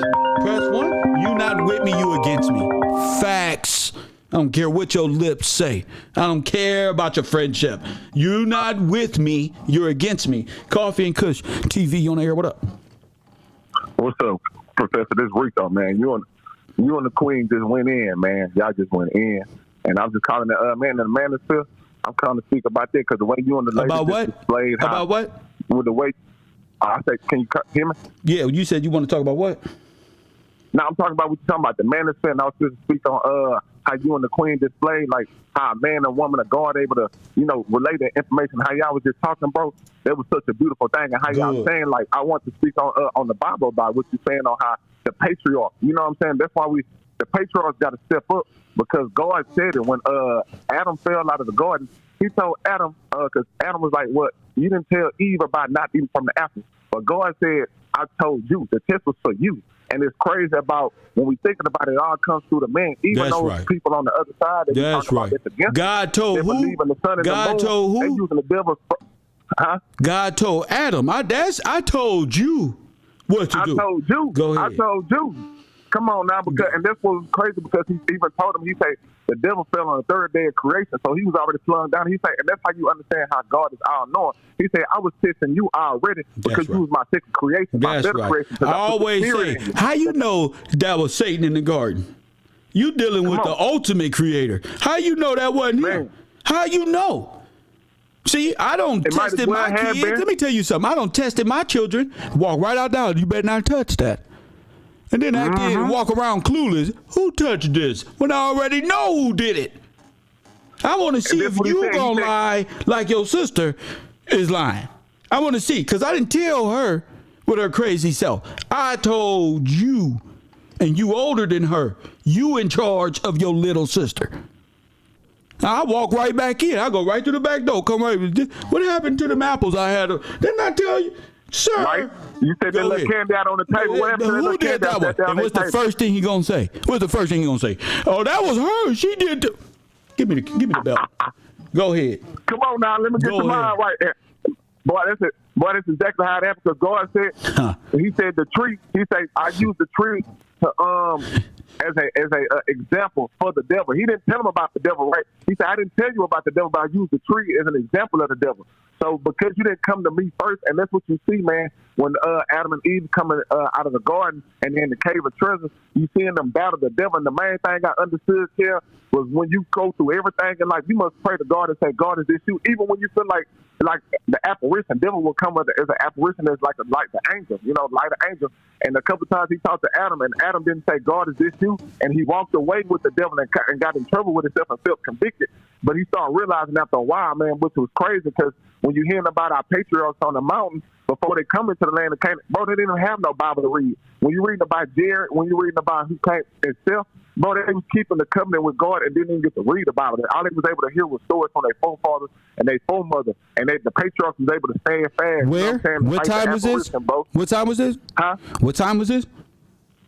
What you mean? What time? This when they on the mountain, bro. This when in the cave of treasures. You got to read the book of Adam and Eve. But from the when Adam was born and come out the garden, and all the way up until to Noah come off the mountain is in the book of Adam and Eve, bro. So you're able to read so many great stories about Jared, Lamech, Methuselah. Like I say, even when they tried to get Jared one time, bro, and he was trying to get Jared to let me go back. He tried to get Seth first, because Seth came after Abel, and he tried to get Seth to marry the women that came out the mermaids, bro. It's pretty much stories of mermaids. Devil brought him down to the river, showed him some mermaids and women, and Seth cried out in his heart. He only 7 to 13, bro, trust in the Lord. 7 to 13, he cried out to God and said, what is this?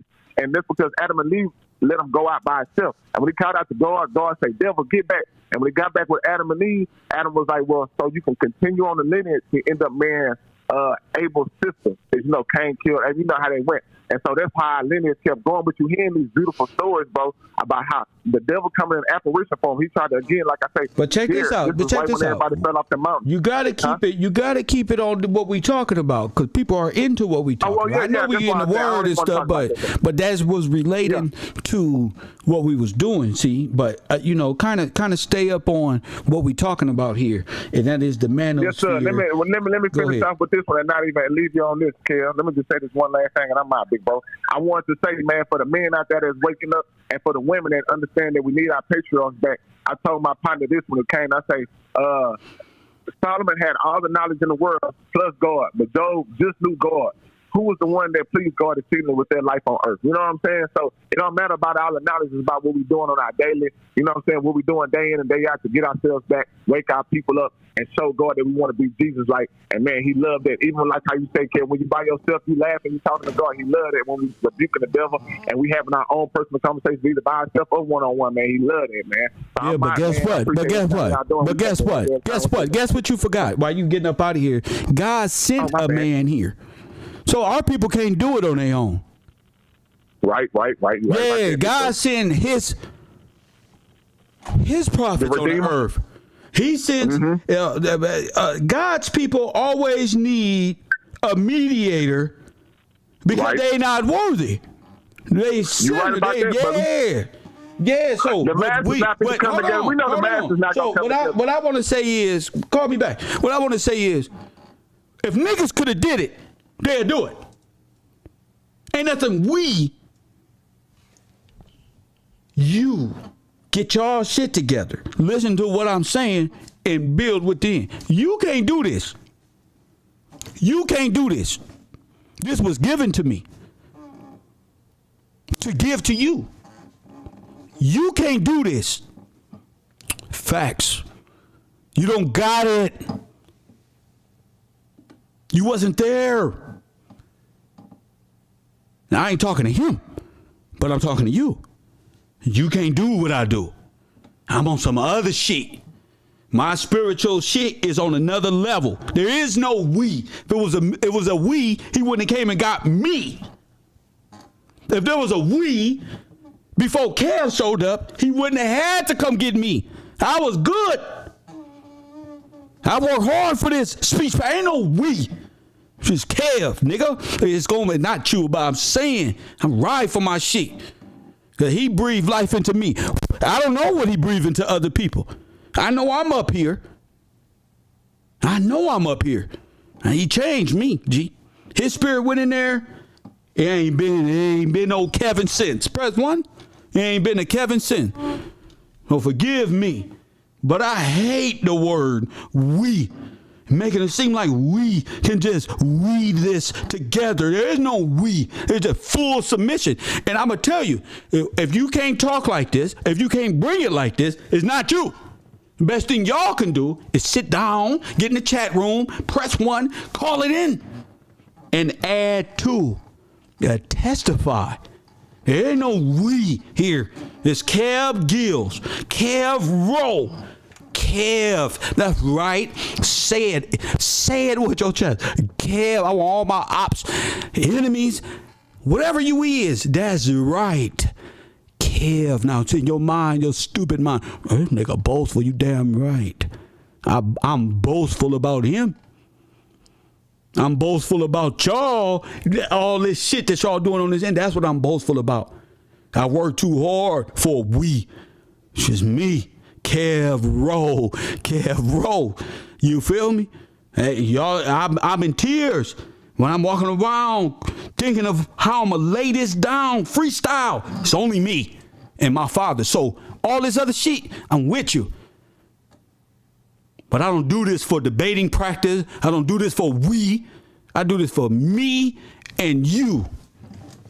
Press 1, you're going to sit down and stop pretending this is a we program. Because when Kev is up here on this history, when Kev is up here doing this, it's just me. And as my father said, it's just you. Yeah, it's just you. Yeah, you got to do it. You. That's why I chose you. Because you got to do it. That's why. Don't even bring we around me. Ain't no we. Just me. Kev Rowe on the air 24/7. I'm holding up my urban conservative to bring more truth. I can't stop. I can't stop. And I don't want nobody to get this construed as if you can learn this in some school. You can't. You can't take a bit of this information and go around the corner and say, yeah, man, just want to start arguing with them over there. Oh, hell no. You want to fuck yourself. Press 1. You just sit right there, adhere to, I got you. Bring them right over here. Sit down right there in the classroom. I got you. And too many people stealing from Kev, taking from and not inputting in. I don't want no we, Kev Rowe. That's why my merch is there. That's why my Cash App is there. Because that's my audience and I support. I need the support. Press 1. Me. So I can keep doing what I'm doing. Because when the police come, when they come up freeze and they got you with guns in the back of your head, for this truth, it's just me. Press 1. When LAPD come and you start, hey man, you think we killed Nipsey? Nigga, it's just me. It's just me. When that LAPD officer from LAX didn't want to release me, look, who you going? I've got rid. No, you not. It's just me and my father. That's what. Ain't nobody there. And ain't nobody gonna be there for you. We ain't know what we gotta do. What we gotta do is repent and go to him so he can baptize you in the Spirit. That's what you gotta do. Yeah, sound good. Sound good. But I need to hear it. That way, when he touch you, I gotta hear that in your speech pattern. Ain't no more we. Kev Rowe. That's why I told niggas today, don't come in my chat room pressing 1. You ain't calling in doing nothing. I don't want to hear that. I don't want to hear it. I've been on the internet 4 years. My biggest channel got knocked down. Ain't no we. Ain't no we. And y'all can get upset at the way I express. I'm from South Central. I don't give a damn. I could have been selling drugs. I could have been doing other stuff. Bouncing around lowriders with my bobblehead. Press 1, how you doing, boo-boo? No, bro. No. Don't come in after Checker. That's different. Checker's different. Checker's on another level. All the way to the top. on another level with it.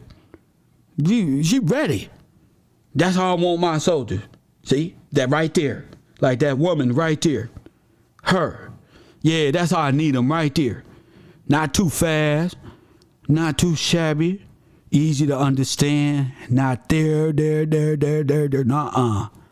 You better link up with Checker. I'm not doing it. Press 1, tell him double up. That boy on the island by himself. Cause I'm an island boy and I've been trying to make. Oh, I'm an island boy. I'ma just island boy. I'ma just island boy. I'ma get key white grind. You're gonna keep that gun. I'll be just staring at the sun. I'm just full gazing. Full gazing. Like, pull where I'm staying. They're like, you wanna be famous? I'm trying to be out the greatest. I'm gonna Florida boy. I got a real damn tropic. I'm like the damn on the topic. I swear to God, I'm on this motherfucker by myself, G. And I don't know when you with me. I don't know it. This show is about the upliftment of sisters, though. Comparing that word, getting them back on the what they call that? The patriarch. Get on out the matriarch sphere. Bunch of women dancing around. Bunch of men acting like women. Huh? Want you to care about them. Oh, I got cancer today. You shouldn't have spent your time talking about black people. I hope Fresh and Fit do something different. Or the curse or whatever coming on them is already there. I don't know.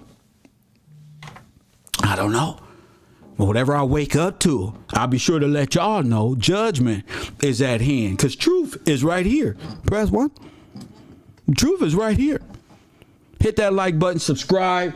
Hit that cash app. My cash tag is Gills Gang. Let me throw this. Let me get these people up out of here. Let me say what's up to the people who contribute to the show. You feel me? That's what hey, listen. It's Kev Rowe or nothing. Kev Rowe or the world. Stephen Watson. Shout out to you, King. My man. Who is it? Mr. Red. Kev Rowe, he say. Right there, Gregory Red. Shout out to Rashida Taylor. Beautiful comment. Mita B. Shout out to you, Queen. Timothy Pittman. Shout out to you, King. Mrs. Thomas. She say, thank you for this teaching. Shout out to you. And Janita Moore. Yeah, thanks, Professor. Shout out to you, Queen. I gotta be a writer. People be hanging out with me just for the luxury. You gotta drive. What he said? You put your own. What's the name? He said you put your own shit in the trunk. Put your own shit in the back. Press 1. Augustine the King for FUBU. Shout out to you. For us, by us. Thank you. Shout out to you, Mrs. Taylor. Y'all both said the same thing. Taylor and Augustine, y'all thinking like. Shout out to Bocat. Oh yes, in the flesh. Hey, Bocat, these niggas couldn't see me. Even if they could see me. Press 1, they couldn't see me. Even if I got them so mentally blinded by jokes. Press 1, I got them wrapped up in the smile. I got they motherfuckers wrapped up, G. They thought it was a game, but I told them I don't play chess. I play Madden. Press 1. We go, nigga, this is God engineering. This is a Hail Mary pass. Y'all interfering. Press 1. Now that's facts. This is a Hail Mary pass. How you doing? This is True First. Yes, it is. And yes, it does. What's up with you, Queen? Oh, my God. What a beautiful, beautiful show today. I'm going to have to name you and Checker the dynamic duo. The dynamic duo, huh? Well, yes. Oh, it's beautiful what you are presenting and how y'all both are tying it into the word, you know? Yes, ma'am. I love y'all so much. I love you. I love everybody that supported you. And I love you for receiving the assignment from the Lord, because the anointing is all over you, brother. And that's what makes the difference, you know? Yes, ma'am. And you showing up for our people the way you doing, it makes my heart glad. Good. Because like you said, what happened to our people. Yes. We're talking about 20 million of our brothers. More, probably. Going off and, yes. The American Red Cross said they was nearly taken out in extinction. They was almost extinct. Yeah. Yes. And it does my heart. I'm almost near tears. That's what make me say. That's what make me say believe in God more. Because He said, "I'm a bring you down, and I'm a make your enemies over you. It's gonna be a little remnant left of you. You don't know where you just came from." What the game say? God, shout out to our mothers for not having no damn abortion with you. Yes, that's right. And that's what the enemy wanted to destroy it. God told us to be fruitful and multiply, but He gave us order, like you said. He gave Adam an assignment. Before He gave him a family, He gave him a job to work and till the land, and the woman is His helpmate. That's right. So I thank God that you're bringing back the union of family, and these brothers, they have to stand up. Yes. That's the power in your voice. Yeah. You know, they turned That's how my father used to talk to me, how important family was. And how important black people was. I just didn't understand how you got to work. I didn't understand how my dad stayed working his whole life. Because you said what? God made him a worker. That's why. And a woman a health mate. That's right. Be there to give him peace and buckle.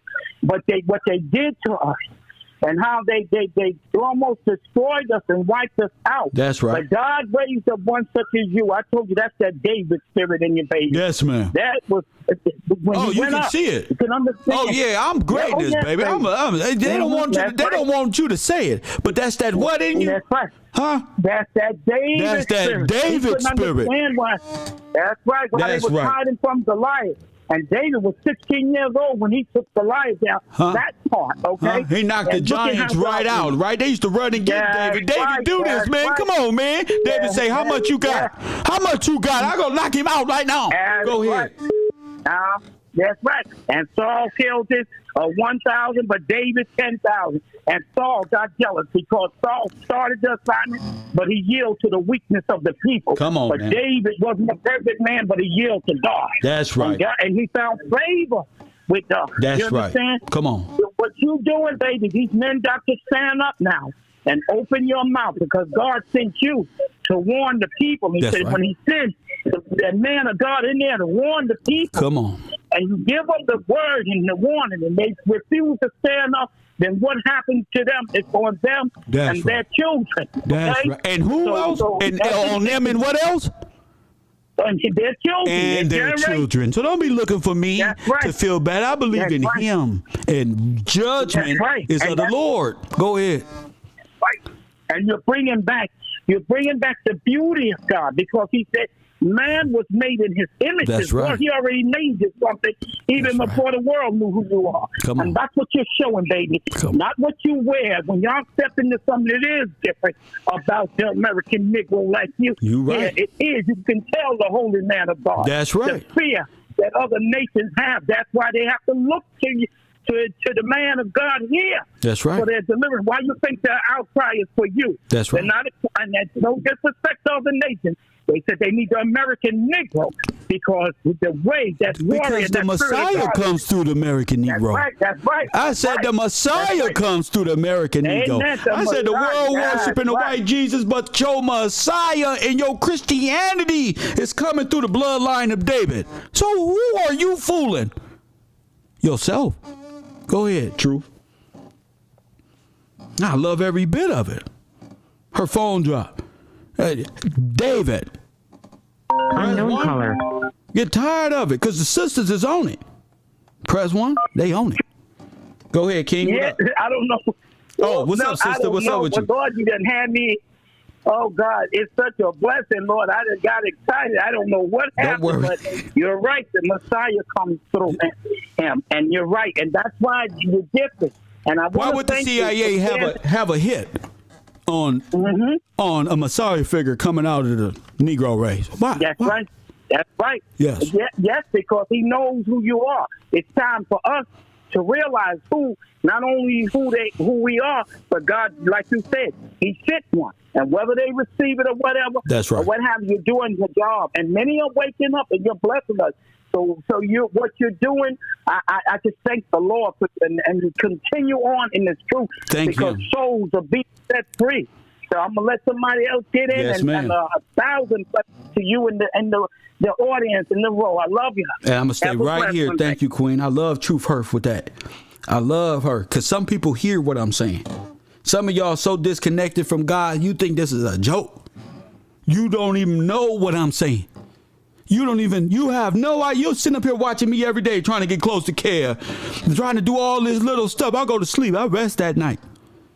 You know, oh, we gonna do this. We gonna do. You can't do nothing. I don't write shit. I just speak what he tell me to. What's the show about? Title it. Somebody call in and read John 16 before I get up out of here. Because Unknown caller. you got to remind these people. All of them. You got to remind them what this is. Coffee and Kush TV, you on the air. What up? Hi, Kevin. This is Jackie from New York. Jackie from New York. What's on your mind?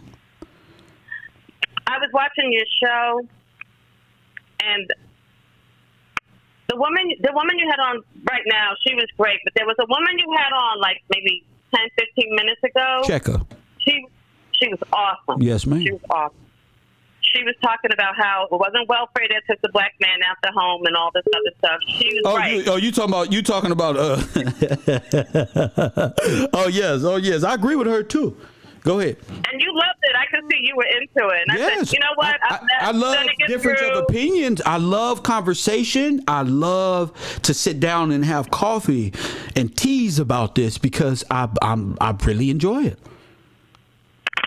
But I do. This is kind of like what your show is really about, and I just want to ask you a couple of questions. Yeah. Why do you think the manosphere, the black manosphere, they're so angry with black women, but in particular darker-skinned black women? What is the problem here? A lot of it is just fad. A lot of it's things what if some people are attracted to. It's hard to disseminate the stats between who you're attracted to, whether it be light skin or dark skin. I don't know. No. This is different. This is not like whether you have a preference. It's the way they're talking on. I've been saying that this YouTube construct of black women hate is about the separation and getting us to fall out of place with you. So this system has always been in place to kind of psychologically separate and cause grief, and they do a good job at it. Well, it's not white men. It's not white men that's doing this. It's brothers. Wait, what brother? On YouTube. But on YouTube. which brother? What brother? Who? The people that you have on your show. Wait. Pictures. Those are not brothers. Those are not brothers.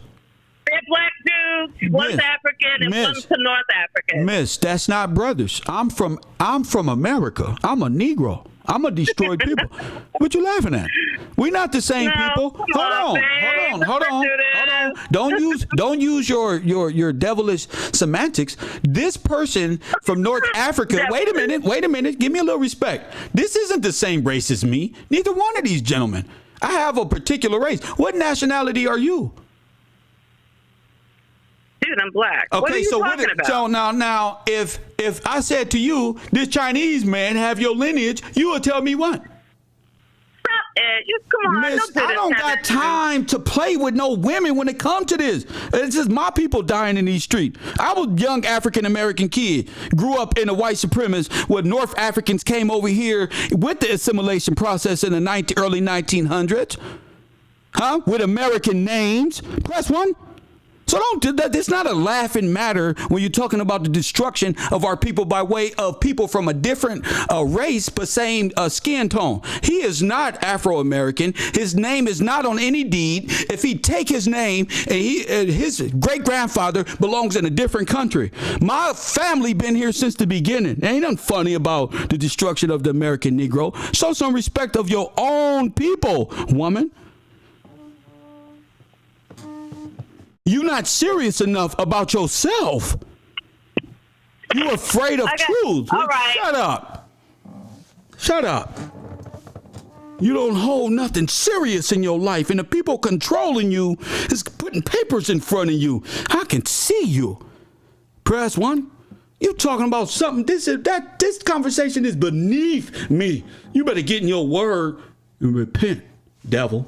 And the devil's around you. So I don't want any more questions. That question was enough to let me know your intelligence level. Hey, give me another one. 424-209. And try not to be so arrogant. I'm the only one who can be this arrogant, who deserve to be arrogant. Come out your ego, woman.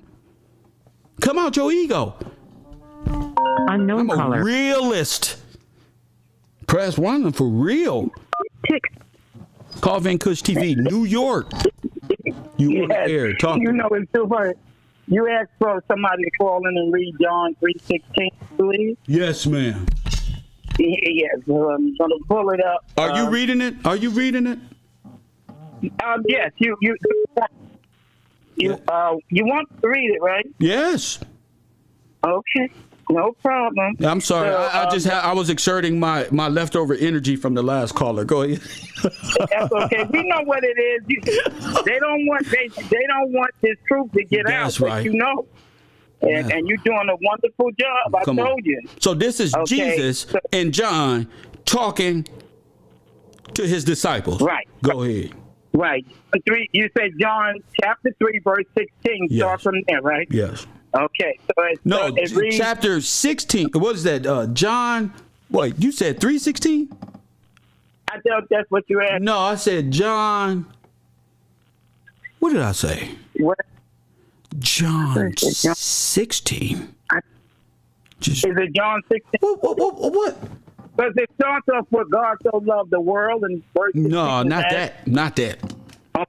Okay. No. So go This is to what, John 16? Somebody in here, somebody put it in the chat room so she can read it. This last caller, I had to really tear in.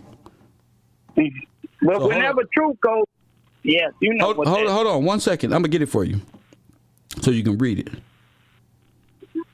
I think it's 16. I think you're right.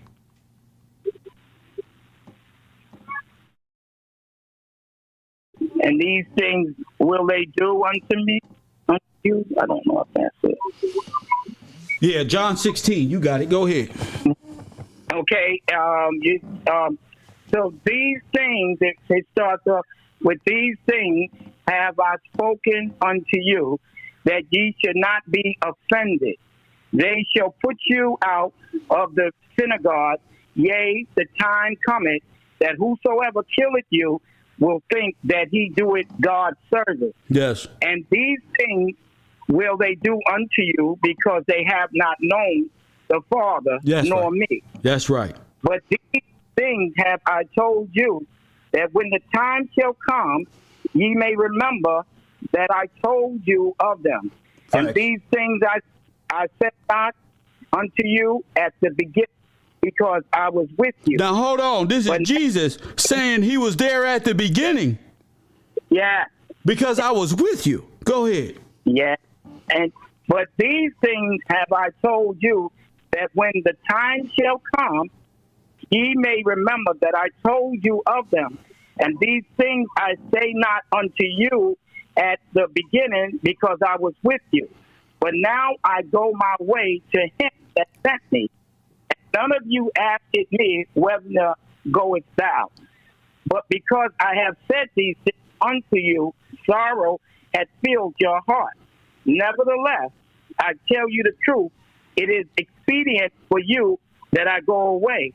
For if I go not away, the Comforter will not come. So now hold on. He's saying if he don't go away and be at the right hand, the Comforter cannot come. Yeah. Go ahead, continue to read. But if I depart, I will send him unto you. He will do what? And when, now, hold on, speak it slow. He gonna do what? Because we're dealing with a slow people. But if I depart, I will send him unto you. Go ahead.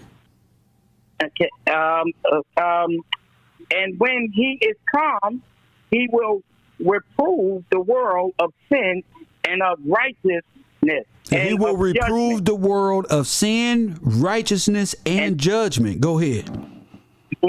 Of sin, because they believe not on me. So who they believe in? They believe in sin. So who is sin? Who is sin? Sin would be the world, the non-believers. The sin is a moon god. Oh my God! You got right. Type it in. Right. You believe in moon You worship. Go ahead. They don't believe in him. Go ahead. Of righteousness, because I go to my Father, and ye see me no more.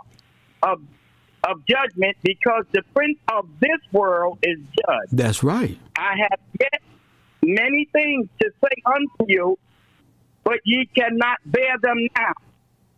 Howbeit, when he, the Spirit of truth, no, it said come, that the transgender are she, he.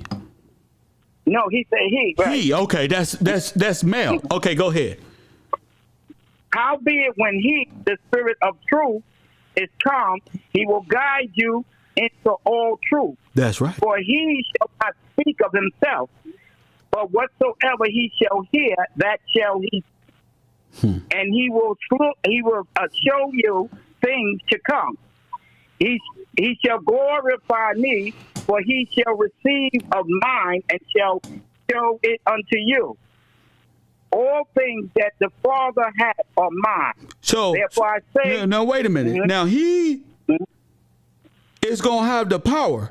Wait, read it over. He said, all that is the Father is mine. And what does he do? What does Jesus do? Go ahead. He said, all things that the Father hath are mine. Therefore say I, that he shall take of mine and shall show it unto you. A little while, and ye shall not see me, and again a little while, and ye shall see me, because I go to the Father. Then say some of his disciples among themselves, what is this that he saith unto us? A little while, and ye shall not see me, and again a little while, and ye shall see me. And because I go to the Father, they say, therefore, what is this that he saith? A little while, we cannot tell what he said. Now Jesus knew that they were desirous to ask him, and said unto them, do ye inquire among yourselves of that I said, a little while, and ye shall not see me, and again a little while, and ye shall see me? Verily, verily, I say unto you, that ye shall weep and lament, but the world shall rejoice, and ye shall be sorrowful, but your sorrow shall be turned into joy. Now you stop right there. You good. You good. I just want people to know that there's a spirit of truth on this earth that's revealing all truth. And the main truth is God's kingdom right here on earth, and how his bloodline will put into bondage, press one, and who's a part of that rare air, press one. I'm going to prove that this world don't even believe in the God of the Bible. Sin, because you all participate in it. No, you don't have no idea what righteousness is. So why would I want a prayer from you? Why do I need you to go to God when you're not the mediator? You don't pray. Well, how could that person pray for me?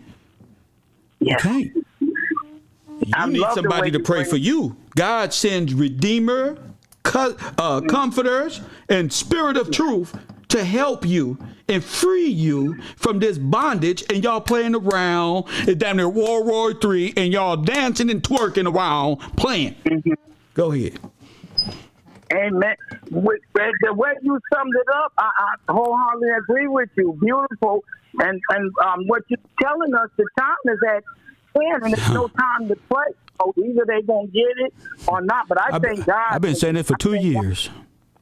Yes, ma'am. I thank God. Get on the right track. And to getting, so people are coming. I just thank you. I thank you for how you took it from not only to the word, but you put it into history. That's historically. Right. And so that the word of God is more. That's right. You want me to prove it to you by in history. that his word, that he loves you today. All this, what happened to you, this is going to prove how much favor he has for you. That's why. Because I'm going to prove in time God's love and your portrayal of him by worshiping other things, especially sin. Amen. Yes. Thank you, Queen. And you have a blessed Yes, ma'am. I'm dice them up today. Say something. Coffee and Kush TV, you on the air. What up? Hey, this Double Up. How you doing? Oh, man. Bless. That's right. That's right. You always on assignment. Always on assignment. My man. That been the message. That been the message for a while now. Yes, sir. You know, but just some things confirming what you're talking about today. How we've been going over Psalms 83, and they've been saying how all nations have conspired against thee, right? Mm-hmm. But see, I'm gonna tell you how you on message, but then I'm gonna say how us as African American men or black men, however you want to put it, got to understand that you are the head and not the tail, because you have a job to do. Because if you go to Matthew 28 and 19, it comes back, and this is where you come into play. It says, "Go ye therefore and tell and teach all nations." But it just told you over in Psalms 83 that all nations have conspired against you, right? But it just told you to go teach all nations, baptizing them in the name of the Father and of the Son and of the Holy Ghost. Of what? 20 says. That's right. That's the spirit of 19, truth. 28 and 19. Go ahead. That's right. That's right. So they made you the last, but you are the first. That's that way you are right. the head and not the tail. Go ahead. So 19 says, "Go ye therefore and teach all nations, baptizing them in the name of the Father and of the Son and of the Holy Ghost." 20 says, "Teaching them to observe all things whatsoever I have commanded you. And lo, I am with you always until the end of the world." Amen. Amen. You know, but he commanded you to do a job. That's where the message is always know your assignment. That goes for all of us. But your assignment is to get up here and teach us. That's why can't nobody do your job. I'm with you, Double Up. You know, that's all I was adding to it. Thank you, King. So the men would know that you are the head and not the tail. That's right. All right. Thank you, King. All right. My man. Double Up been with me for I don't even know how long. But they can't challenge me. They can just type little things in the chat room. What about these women? What about this? Well, what about they gonna be saying? What about to validate their sin and their belief in unrighteous shit? That's their point. They don't question to better themselves. They question to make fun of you. They question to see if you're gonna budge. They question to further take part in what? To deceive the person next to them. Haha, let's go. They don't believe in God. Kevin Samuels don't believe in God. Them little two boys up there, she talking about is black people. They don't believe in the God that I believe in. I believe in the God that's in the King James, right there. Was written. These people don't got no word in them, and then sit up here on the internet and say, "What you got to teach me?" You can't teach a woman about God. You not a man. Your woman is always going to be over there at the next person who's a brighter, because you don't have your minds. You want to be the cutest. You want to be in competition with your woman and vice versa. See, my woman can't do this. I'm not in no competition with nobody. So my problems ain't like yours.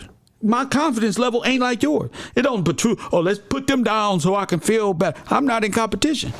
My information, what come out my lips, how I do this shit, press 1, is going to attract the right people for me. Press 1. I don't understand.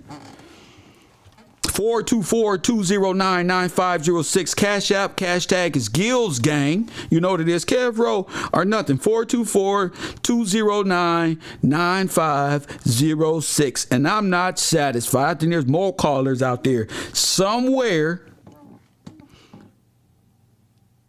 Press 1. Somewhere getting it correctly. Press 1. I think it's somebody out there who gonna call in 424-209-95. I ain't got a manosphere to call yet. You know why? It's the Hilfiger shirt. Press 1. It's this bald head. Press 1. They know they can't compete with this one. There's nothing to bust you niggas up. All I gotta do is go to a local bar with you niggas and realize y'all game ain't what it is. Hey, y'all working too hard if you gotta come against a woman and knock her for not taking your game.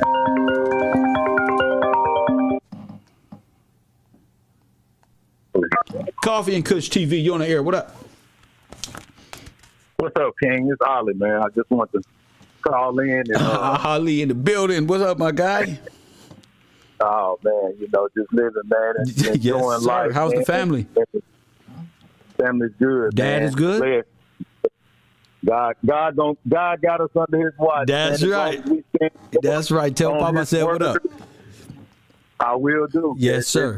And not only the ears of the bird, we got to do it for the word, man. That's right. That's what makes it so great, too, because not only do you know the word and believe, you going out here doing the word. You're doing your assignment like double up. Yes, sir. I just want to get a couple of scriptures real quick, man. You could make sure your phone is connected right. Make sure I can hear you because you is kind of choppy, but I understand exactly what you said. Like we can hear you, but it's a little better now. It's a little, yes, sir. Go ahead. All right, so I ain't gonna take up too much of your time. I'm reading from 1 Corinthians. Go ahead, chapter 15. It's moreover, brethren, I declare unto you the gospel which I preached unto you, which also ye have received, and wherein you stand, by which also ye are saved, if you keep in memory what I preached unto you, unless ye have believed in vain. For I delivered unto you first of all that which I also received, how that Christ died for our sins according to the Scriptures, and that he was buried, and that he rose again the third day according to the Scriptures. Yes. And that he was seen of Cephas, then of the 12. After that, he was seen above 500 brethren at once, of whom the greater part remain unto this present, but some are fallen asleep. After that, he was seen of James, then of the apostles.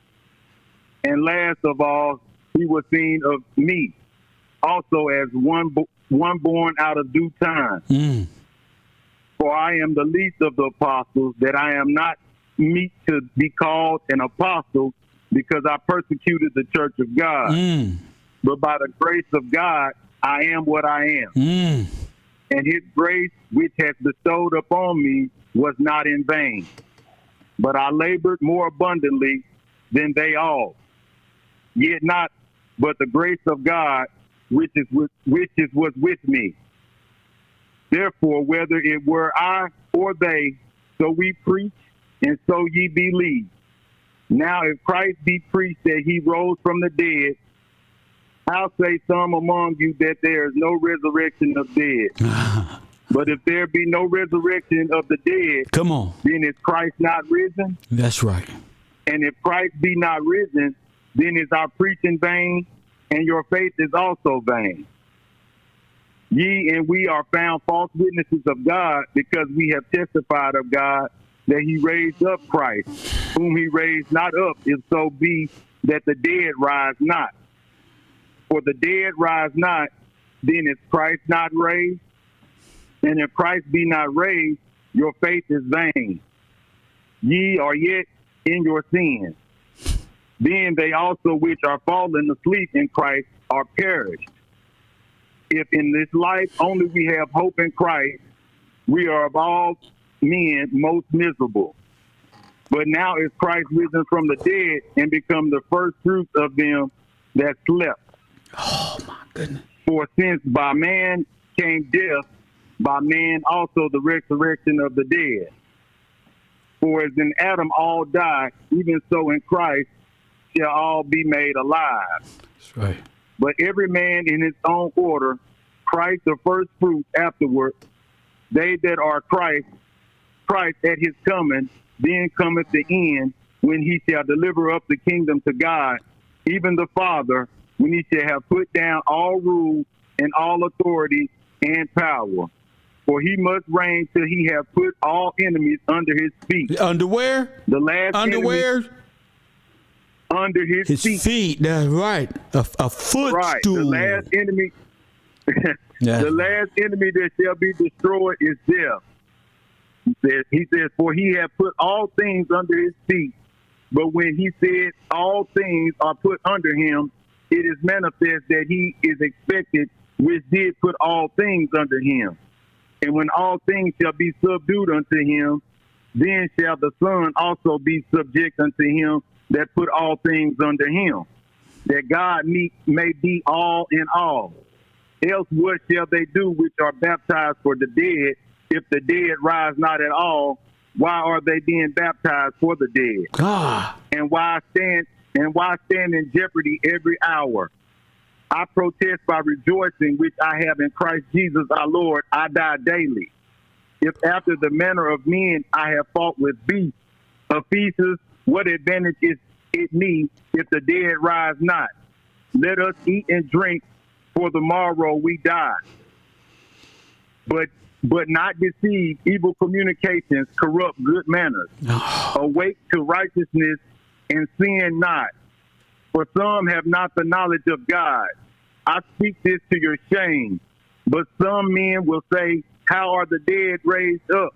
And with that, what body do they come? Come on. How they gonna raise him up again? That's what they say, young Pharaoh. What is God gonna do? He gonna put the bones together and raise them up. That's the internet chatter. Go ahead, King. Go ahead. Right. It said, thou fool, that which thou sowest is not quickened. Expect it die. And that which thou sowest not the body, that shall be but bare grain. It may chance wheat or of some other grain. But God giveth it a body as it hath pleased him, and to every seed his own body.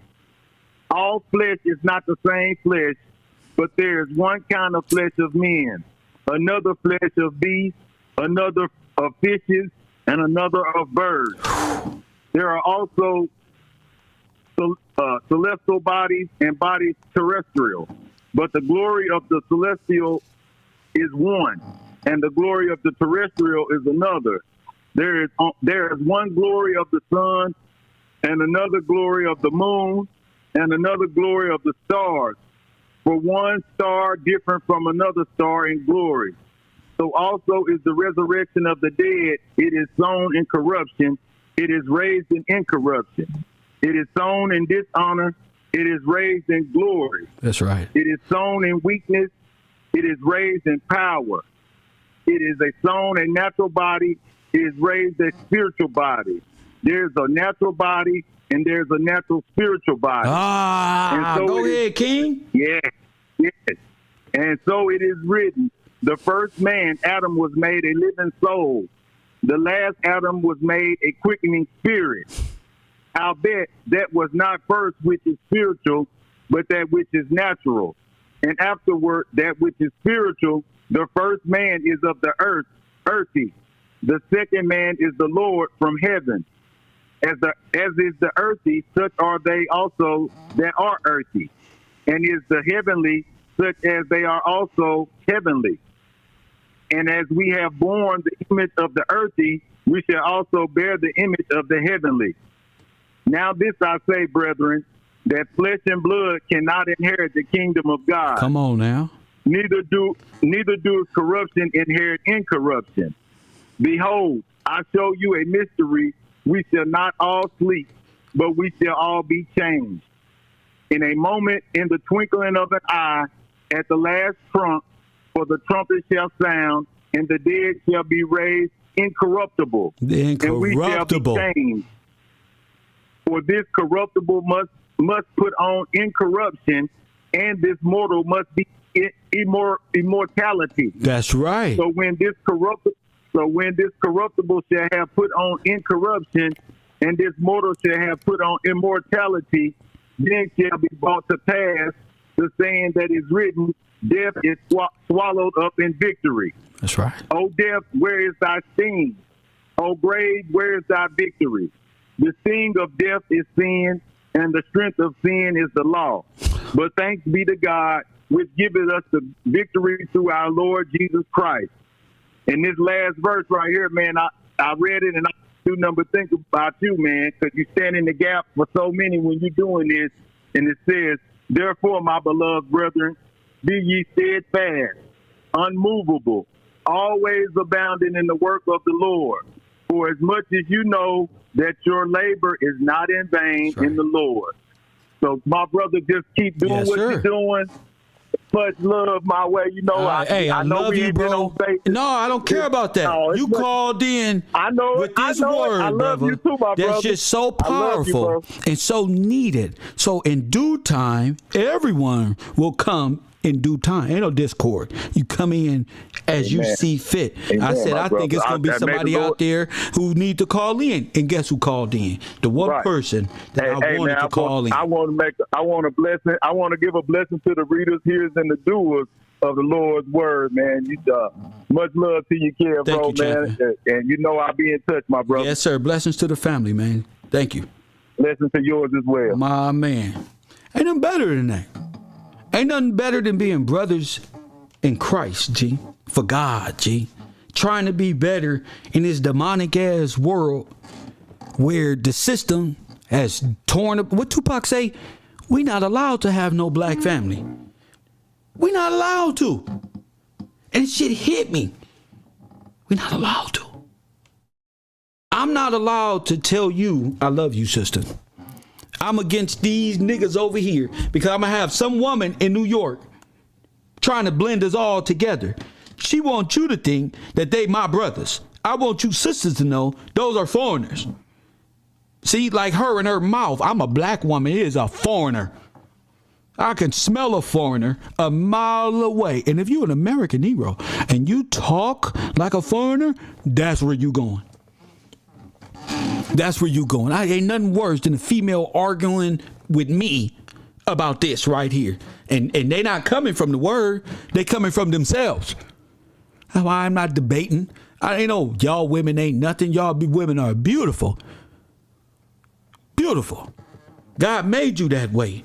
And don't stop. A nothing ass clown foreigner, don't give them no play. And if you just happen to be intoxicated, you give them some play, make sure you regret it in the morning and text them, I regret sleeping with you.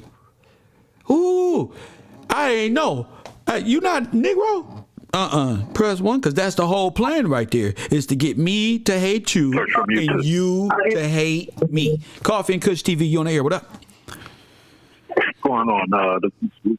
YouTube. How are you? Do I have echo? I can't hear you. You breaking up? I'm breaking up. You not no more now that you live and got off speaker. What's up? No, I'm still on speaker. I just start speaking loud. All right, you breaking up again. All right, let me try to make. Sir, you're breaking up. You can't make it clear. You got to talk on your phone. Take me off a speaker. Press 1. God don't want you talking to me. Take me off a speaker. That's why it's not working. Excuse me. Take him off a speaker and come again.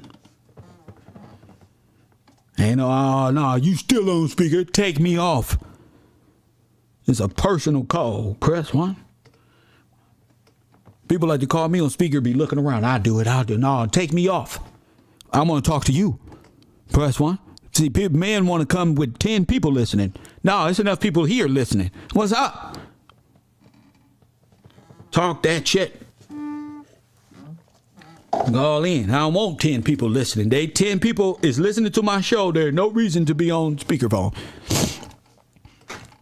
Listen, Domus, you got one more time to type anything in my chat without calling it in, Domus. I'm not your typical YouTuber. Press 1, hit that cash app. My cash tag is Gills Gang. FUBU, for us, by us. I spend I'm about to spend all day on the internet. Press 1. We've been up here for 3 hours and 46 minutes, and I ain't smoked a blunt. Press 1. I ain't did nothing. That's right. I'm on y'all ass. Press 1, like they say in Chicago. Where my Chicago? I'm on their ass. Press 1. I'm on their ass. They can't contend with me. That's why most of the time I be smoking. Because y'all need to slow down Chopped and Screwed Texas version of Kev Gill so you can call in and have fun. Press 1. But when Kev is straight as an arrow, press, like, you can't do nothing with me. You can't do nothing with me. That's why I say, don't make me come down there and play dumb. Don't make me come down to your level and play stupid. Because I don't play fair playing stupid. I don't think it's fairness and stupid. I think I can lie to you just as much as you lie to me and stupid. Press 1. Not here for that. These women calling in talking about the Bible, talking about these fellas, and y'all niggas calling me on speaker. Press 1. Thank you, whoever this was in my Cash App. That's right. Double up, my guy. Double up. What's up, my guy? What's up? I ain't telling no lie. We just run it up. Never let a hard time humble me. Hey, I said Kev Row East last year. Had no idea I'd be on the East Coast on Kev Row. Press 1. You better be God to take you places. Press 1. Sometimes I don't know how did I get right there. What happened? Press 1. What happened? Press, we ain't never seen a nigga get out of county jail with nothing and back, baby. Press 1 with nothing, everything taken. Take it all. And what my friend in Christ say, my man Ty say, press 1. God bless you, brother. You said, brother, don't let this knock you down. Press 1. That white nigga said, nigga, don't you let these niggas. What? Everything you do, King. That's right there. Hell no. Press 1. Ain't never seen it before. South Central ain't never seen a nigga like Jay-Z get out of jail on a plane. No matter. Kev Row East. Press 1. Sometimes you just gotta go. Sometimes you just gotta go. Press 1. As long as LAPD got a Gestapo civilian murdering society out there full of Latinos and Asians who like to kill black people, I don't want to move to LA. I love LA. But they murdering us in LA. Press 1. Every chance they get, they shoot niggas. Gangbangers in the LAPD. Shoot niggas. And then lady got to talk about how these people is us because they got dark skin. These people are police. They shoot me. They gonna shoot. Don't tell me this my brother. He gonna shoot me and praise God tonight over dinner because they don't know the Father. They don't know what this is. Press 1. Oh, hell no. These ain't my brothers. Hell no. I say this ain't my. I said hell no. I'm not having a drink with him. Hell no. I ain't fucking the same bras. Hell no. I'm not going over for Christmas. I want none of your cornbread. I want to meet your parents. I want to meet your great grandpappy to know he come from India, Turkey, some damn where. Talking about these sisters on this internet like y'all fools. Press 1. You dog food. That's what you is. Dog food. They can't compare. I know they ass around here watching. He watching me just right now like this in the background right now. He's a punk. Press 1. A police punk. Now there are officers out there that do their job. I salute you that's not out here doing these things. I love police officers. But this punk right here, press 1, who gotta express his hate for black women and these people just try to put us in a category. He was a punk police officer. Press 1. Fed it. Press 1. I want you to cry like a punk to YouTube. Press 1. That's what I want. I want him to come, nigga. I want to see a strike in the morning. This nigga using my phone. I can get on here and nigga crying. Press 1. You got all these big balls to talk about black women, but call it in, fed it. You know why? Because you're a fucking geek. That's why you're a fucking nerd. Press 1. You're a fucking nerd. Y'all keep sending those women to call in, but you won't call in because you know damn well this goddamn island boy can't compete with me. He's a fake Negro. He better not ever. Nigga, I'm going to take your girl for practice. Just invite me on the boat. I'm going to just go. Just to look at her like this one. That's your nigga? Right there? You know that's not the Afro-American. Press 1. But not no Afro-American right there. See, where did they get a load of me? That's the thing about it. That's the thing about it. And that's how all black need. That's how y'all doing? Single men should be running through this shit. You know how easy it is to develop a podcast like this and get women on the show and be real? You know how easy this is? I could have been made $500,000 over, 10 times over. You know how easy it is for Coffee and Kush to come on with 2 paid Instagrammers and another nigga smoking, always rolling up, being part of. You know how easy this is? Plus, I'm an LA nigga. You feel me? Niggas get a little clout, a little government. I call it a federal check by YouTube. Plus, when they get that and they experience 5,000, 10,000, 20,000, and they get a little white girl in their arm. Now, this fool, no, he is not a good look. Trying to play the role of the Black Panther. Press 1. I don't know who told you you look handsome, young man. When you gonna bring a black woman home? Press 1, that's the question. When you gonna bring a black woman home? Press 1, never. Mama, I'm gonna sell my American name to my white family. Press 1, I'm gonna hate black women. Never, mama, never. I'm never bringing nobody who looks like me home, mom. And here's his, that's right, because we're pals and we don't date those. We're just not into them, mom. We're just not into them. Oh, they're not into me neither, but they don't have a YouTube page. Guess what, fucker?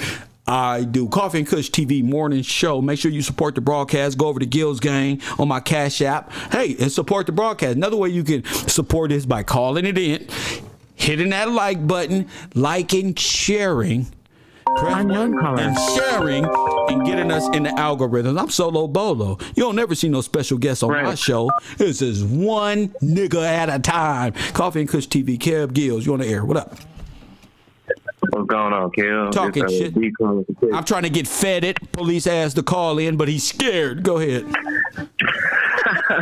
Hey, no, I just want to speak on it, man. It just cause like I used to like peep that game, you know, Fresh and Fit. Yes. You know, but I was like, I used to be tripped out, man. And man used to always tell like all these stats and all this stuff. Like, man, only want sex and women want these things. But I'm like, man, that's not what we want. I want a full stomach, a peace of mind when I come home. You know what I'm saying? Sex, I want a full stomach. What you talking about? And a peace of mind. Lord have mercy. Yeah, bro. I don't think they know what they want. I won't say all that women. Please, bro. And it throws me off that like we got a foreigner trying to teach American Negroes how to get American women. That's the funniest shit in the world to me.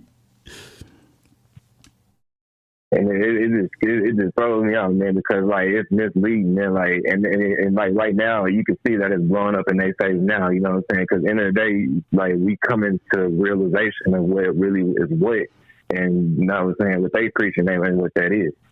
Of course. The more we wake up, and you got to forgive me, I wake up mad to stir up my black people because God told me you can't talk to them nice, Kev. They're going to look at you mean. They're going to have their face frowned up. They're going to be like, who is this simp ass? Go hard or go home. I didn't put this in you to just sit there and smoke weed and talk morning show. You can do it all day. I gave it to you. You can talk for 4-5 hours, Kev. Go ahead. Thanks. Keep that message going, man. I appreciate it. I just wanted to tap in, man. Thank you, sir. I appreciate you, King. Thank you. I love that. You see, I got a lot more respect for my callers. I'm learning. I don't want to. We gonna do history. We got 3 days out the week, 2 days, maybe we do Saturdays and Sundays. But this work I got to put in, you know, the history is there. I'm doing it all. I got the history. I got this for these clowns. Press 1. Lord, I got the urban conservative for politics, and we coming with Cavro Sports. Press 1. So fuck you. A what? A deal? A Spotify deal? Nigga, what DJ tell him? We gonna shine Kev Gills up, open the curtain, and push his big head ass out there. Press 1. I said we gonna what deal? Why sign a deal? We got Kev. Press 1. Tell him. Why are we signing deals? And there's Kev. We finna grease him up. Press 1. What does this podcast talk about? Not you. Press 1. Don't matter what we talk about. Now, I got a support base out of YouTube. So you know what that means, Samia? I don't give a damn what you think. You come in my class when you sit down, crazy person. That's why I could talk to you that way. Because I don't have a support team here. I don't have YouTube monetization. I got a super chat, but guess what? I got a super chat, but that's there. Shout out to y'all. But my big channel wasn't monetized. I do this because I got to. Because I wake up and see the disparity of clowns talking about my people when we the coolest motherfuckers on earth. Press 1. Now, press 1. We the coolest motherfuckers on earth. Look at my oval glasses on your ass. These were round ones. Press 1. Yeah, these the round ones. I had to go round Sherlock Holmes on your dumb ass. Somebody say chancellor of the road. When I'm finished, I am going to be the chancellor. I'm going to be the president, the king, the chancellor, the head attorney, all that. And they don't like me because I got a great personality. Let me explain. It's different when you know yourself. Press 1. Right, man? It's different when you know yourself. She said, go off. Get them. It's different when you know. They not over 6 feet tall. Press 1. So already they losing when I hit the stage. The way they talk to American blacks is not relatable. Press 1. They not handsome in the face. Press 1. They don't have great structure. I can wear slim fit. I can wear this one and that one. I'm urban. I'm classy. Press 1. I'm well-rounded. I'm a street nigga, but I'm a good person. You feel me? You feel me? I'm not no criminal. I grew up in South Central, but I'm not a criminal. Coffee and kush. It's the balancing cab row or the Chiro, whichever one you want to use. I'm kind of over it. I'd rather just talk like this so you can get an idea. And you may not think of nothing today, but trust me, tomorrow you're going to be like, I don't know. I'm just thinking about Kev right now. Kev is on my mind. You remember Kev said, that's what I want. I don't care if you don't like me. I know in the morning, when you wake up in the morning, a seed has been planted. Press 1. A seed has been planted. It's too late, stupid. I already got you. I say the Bible, all you got to do is look. Press 1. That's all you got to do. Once I got you, I got you. You can say, no, no, no. Yes, yes, yes. I got you. You feel me? Now you going to love me. Press 1. Say they better respect that Gillespie name. That's right. You better respect the Gillespie when you see one. I told the brother, Mr. George Washington Gillespie founded his state. Press 1. That's what I said. The real Washington. The real Washington. That's right. So listen, I know it's a lot of island boys mad at me, but I love you too. I know it's a lot of Haitians mad at me, but I love you too. North Africans, I love you too. Negroes, I love you too. White folk, I love you too. But truth got to be told. This ain't about love and feelingless and all this mumbo. You don't even know how to love. If you don't know the Father, what type of love is in you? So you don't even know how to love. That's why Lil Wayne came out with that song. How to love. You had a lot of crooks. The devil know this. Try to steal your heart. Never really had love. Could never figure out how to love.